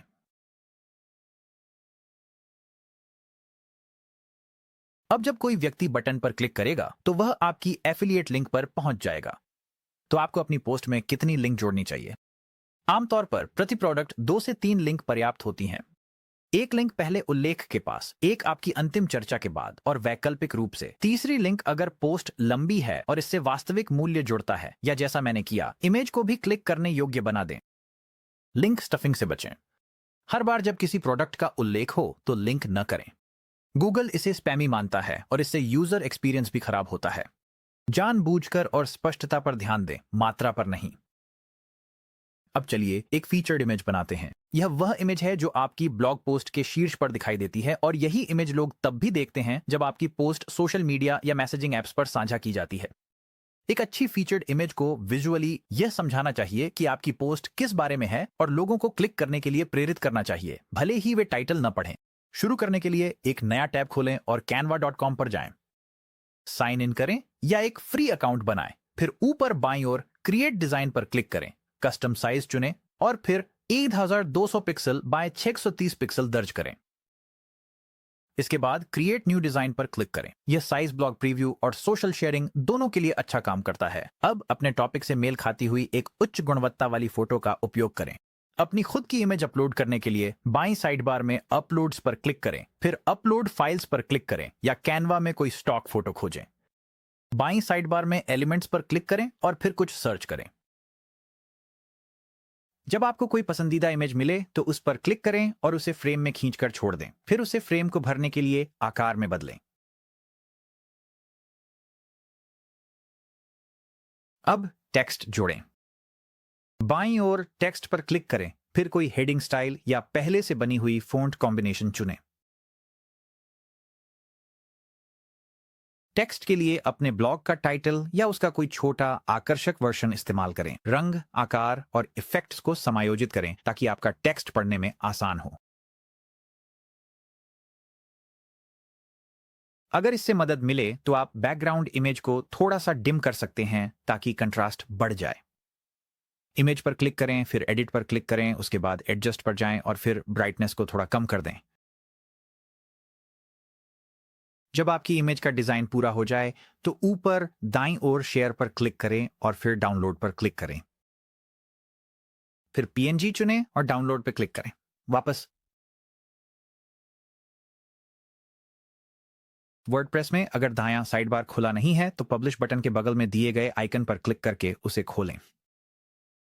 फिर पोस्ट टैब पर जाएं, नीचे स्क्रॉल करें और सेट फीचर्ड इमेज पर क्लिक करें, फिर अपनी नई इमेज अपलोड करें। टाइटल और ऑल्ट टेक्स्ट में अपना मुख्य कीवर्ड इस्तेमाल करें और फिर सेट फीचर्ड इमेज पर क्लिक करके इसे लागू करें। अब आपकी पोस्ट में एक आकर्षक क्लिक करने योग्य फीचर्ड इमेज है जो अधिक विजिटर्स को आकर्षित करने में मदद करती है और आपके ब्लॉग को अधिक प्रोफेशनल लुक देती है। अब चलिए आपके ब्लॉग पोस्ट को ऑप्टिमाइज करते हैं ताकि यह आपके पाठकों और सर्च इंजन दोनों के लिए नेविगेट करना आसान हो जाए। आइए पोस्ट कैटेगरी जोड़ने से शुरू करते हैं। दाहिने साइड बार में कैटेगरी सेक्शन तक स्क्रॉल करें, ड्रॉप डाउन खोलें, फिर मौजूदा कैटेगरी चुनें या नई कैटेगरी जोड़ें पर क्लिक करें। नई कैटेगरी बनाते समय आगे की सोचें। आप आगे किस तरह की सामग्री प्रकाशित करेंगे? ट्यूटोरियल्स, रिव्यूज, तुलना? तदनुसार वर्गीकृत करें। अगर पोस्ट एक से अधिक कैटेगरी में फिट होती है तो आप उसे कई कैटेगरी में असाइन कर सकते हैं। अब टैग्स जोड़ते हैं। वह chat GPT prompt template document फिर से खोलें जिसका आपने पहले इस्तेमाल किया था। नीचे दिए गए विवरण में chat GPT prompt document template का लिंक है। वर्डप्रेस टैग जनरेशन प्रॉम्प्ट तक नीचे स्क्रॉल करें, उस हेडर के नीचे का सब कुछ कॉपी करें जिस पर प्रॉम्प्ट टेम्पलेट लिखा है और फिर उसे अपने मौजूदा चैट जीपीटी चैट में पेस्ट करें। इसके बाद अपने ब्लॉग पोस्ट का पूरा टेक्स्ट कॉपी करें और उसे प्रॉम्प्ट के नीचे पेस्ट करें। ऐसा करने के लिए मैं सलाह देता हूं कि ब्लॉग पोस्ट पर जाएं और फिर प्रीव्यू पर क्लिक करें। यहां से पेज में क्लिक करना और फिर कमांड प्लस से दबाकर सब कुछ कॉपी करना बहुत आसान है। इससे टॉप टूल बार की चीजें भी आ जाएंगी, लेकिन हमें उसकी चिंता करने की जरूरत नहीं है। फिर से चैट जीपीटी पर जाइए और उसे ब्रैकेट वाली लाइन के नीचे पेस्ट कर दें। एक छोटी सी अतिरिक्त बात मुझे बताना चाहिए कि इस स्टेप के लिए आपको डीप रिसर्च सक्षम करने की जरूरत नहीं है। जब सब कुछ पेस्ट हो जाए तो प्रॉम्प्ट सबमिट करें। चैट जीपीटी प्रासंगिक टैग्स जनरेट कर देगा। अब इन्हें कॉपी कर लें। ब्लॉग एडिटर में वापस जाएं, दाईं ओर नीचे स्क्रॉल करें और टैग्स सेक्शन में पहुंचें, फिर वहां परिणाम पेस्ट कर दें। आपको यह सुनिश्चित करने के लिए कॉमा दबाना पड़ सकता है कि आपका आखिरी परिणाम भी उसमें शामिल हो जाए। अब आपकी पोस्ट बेहतर तरीके से व्यवस्थित है और पाठकों के लिए ढूंढना आसान है। अब अगर आपकी ब्लॉग पोस्ट लंबी है या उसमें कई सेक्शन हैं, तो चलिए पाठकों को वही ढूंढने में मदद करते हैं जो वे खोज रहे हैं, एक टेबल ऑफ कंटेंट्स जोड़कर। अपने आर्टिकल के शीर्ष पर स्क्रॉल करें और फिर अपनी समरी को चुनें। ऊपर बाईं ओर प्लस आइकन पर क्लिक करें और फिर रैंक मैथ सर्च करें। फिर table of contents by Rank Math को चुनें। टेबल ऑफ कंटेंट्स आपकी पोस्ट के हेडर्स के आधार पर अपने आप जनरेट हो जाएगा। यहां हेडर्स कैसे काम करते हैं उसका एक त्वरित अवलोकन है। ब्लॉग टाइटल पहले से ही हेडिंग 1 पर सेट होता है, इसलिए अपनी पोस्ट के भीतर मुख्य सेक्शन के लिए हेडिंग 2 और सब सेक्शन के लिए हेडिंग 3 का उपयोग करें। स्पष्ट संरचित हेडर्स पढ़ने में आसानी लाते हैं और गूगल को आपकी सामग्री समझने में मदद करते हैं। यदि आवश्यक हो तो किसी भी अस्पष्ट सेक्शन टाइटल को अपडेट करें या अपने ब्लॉग पोस्ट में हेडर लेवल को समायोजित करें। टेबल ऑफ कंटेंट्स में आप आइकॉन, आंख के निशान का उपयोग करके किसी भी विशेष हेडर को छुपा या दिखा सकते हैं। अब आइए आपके ब्लॉग पोस्ट को रैंक होने का सबसे अच्छा मौका देते हैं। शीर्ष दाईं ओर रैंक मैथ बटन पर क्लिक करें ताकि चेकलिस्ट साइड बार खुल जाए। नीचे स्क्रॉल करें और चेकलिस्ट देखें। हरे चेक मार्क्स का मतलब है कि सब कुछ सही है। लाल एक्स उन क्षेत्रों को दिखाते हैं जिन्हें सुधारने की जरूरत है। जैसे ही आप प्रत्येक ड्रॉप डाउन पर क्लिक करते हैं, हर आइटम को स्पष्ट रूप से समझाया गया है। तो चलिए हम साथ में कुछ उदाहरण देखते हैं। अगर रैंक मैथ आपकी कीवर्ड डेंसिटी को बहुत ज्यादा या बहुत कम बताता है, तो आपको उसे समायोजित करना चाहिए। आप चाहते हैं कि आपका फोकस कीवर्ड कुल शब्दों की संख्या के 1 से 1.5% के बीच ही दिखाई दे। अगर यह बहुत कम है तो आप अपने कीवर्ड को सही तरीके से टारगेट नहीं कर रहे हैं, और अगर यह बहुत ज्यादा है तो यह स्पैमी लग सकता है। मैं सुझाव देता हूं कि संपादन के लिए चैट जीपीटी का उपयोग करें। यहाँ एक प्रॉम्प्ट है जिसका आप उपयोग कर सकते हैं। मेरी कीवर्ड डेंसिटी लगभग, अपना नंबर डालें। क्या आप सुझाव दे सकते हैं कि मैं अपने फोकस कीवर्ड को स्वाभाविक रूप से कहां जोड़ सकता हूं? मेरे मामले में बेस्ट रोड ट्रिप एप्स, ताकि यह लगभग 1% तक पहुंच जाए। फिर उस प्रॉम्प्ट को सबमिट करें। जो बदलाव वह सुझाए उन्हें मैन्युअली करें, फिर अपना स्कोर दोबारा जांचें। अपने अपडेट्स को जोर से पढ़ें। अगर यह अस्वाभाविक लगे तो उसे ठीक करें। और अंततः ब्लॉग की स्पष्टता और प्रवाह को सटीक संख्या हासिल करने से ऊपर रखें। मैंने यह prompt chat GPT prompt template document के नीचे शामिल किया है। अगर आप इसे कॉपी पेस्ट करना चाहें तो आपके लिए यह आसान रहेगा। कुछ चेकलिस्ट आइटम आपसे आपके एसईओ टाइटल, मेटा डिस्क्रिप्शन या पोस्ट यूआरएल को एडिट करने के लिए कहेंगे। इनमें बदलाव करने के लिए एडिट स्निपेट पर क्लिक करें, फिर रैंक मैथ की सिफारिशों के आधार पर आवश्यक संशोधन करें।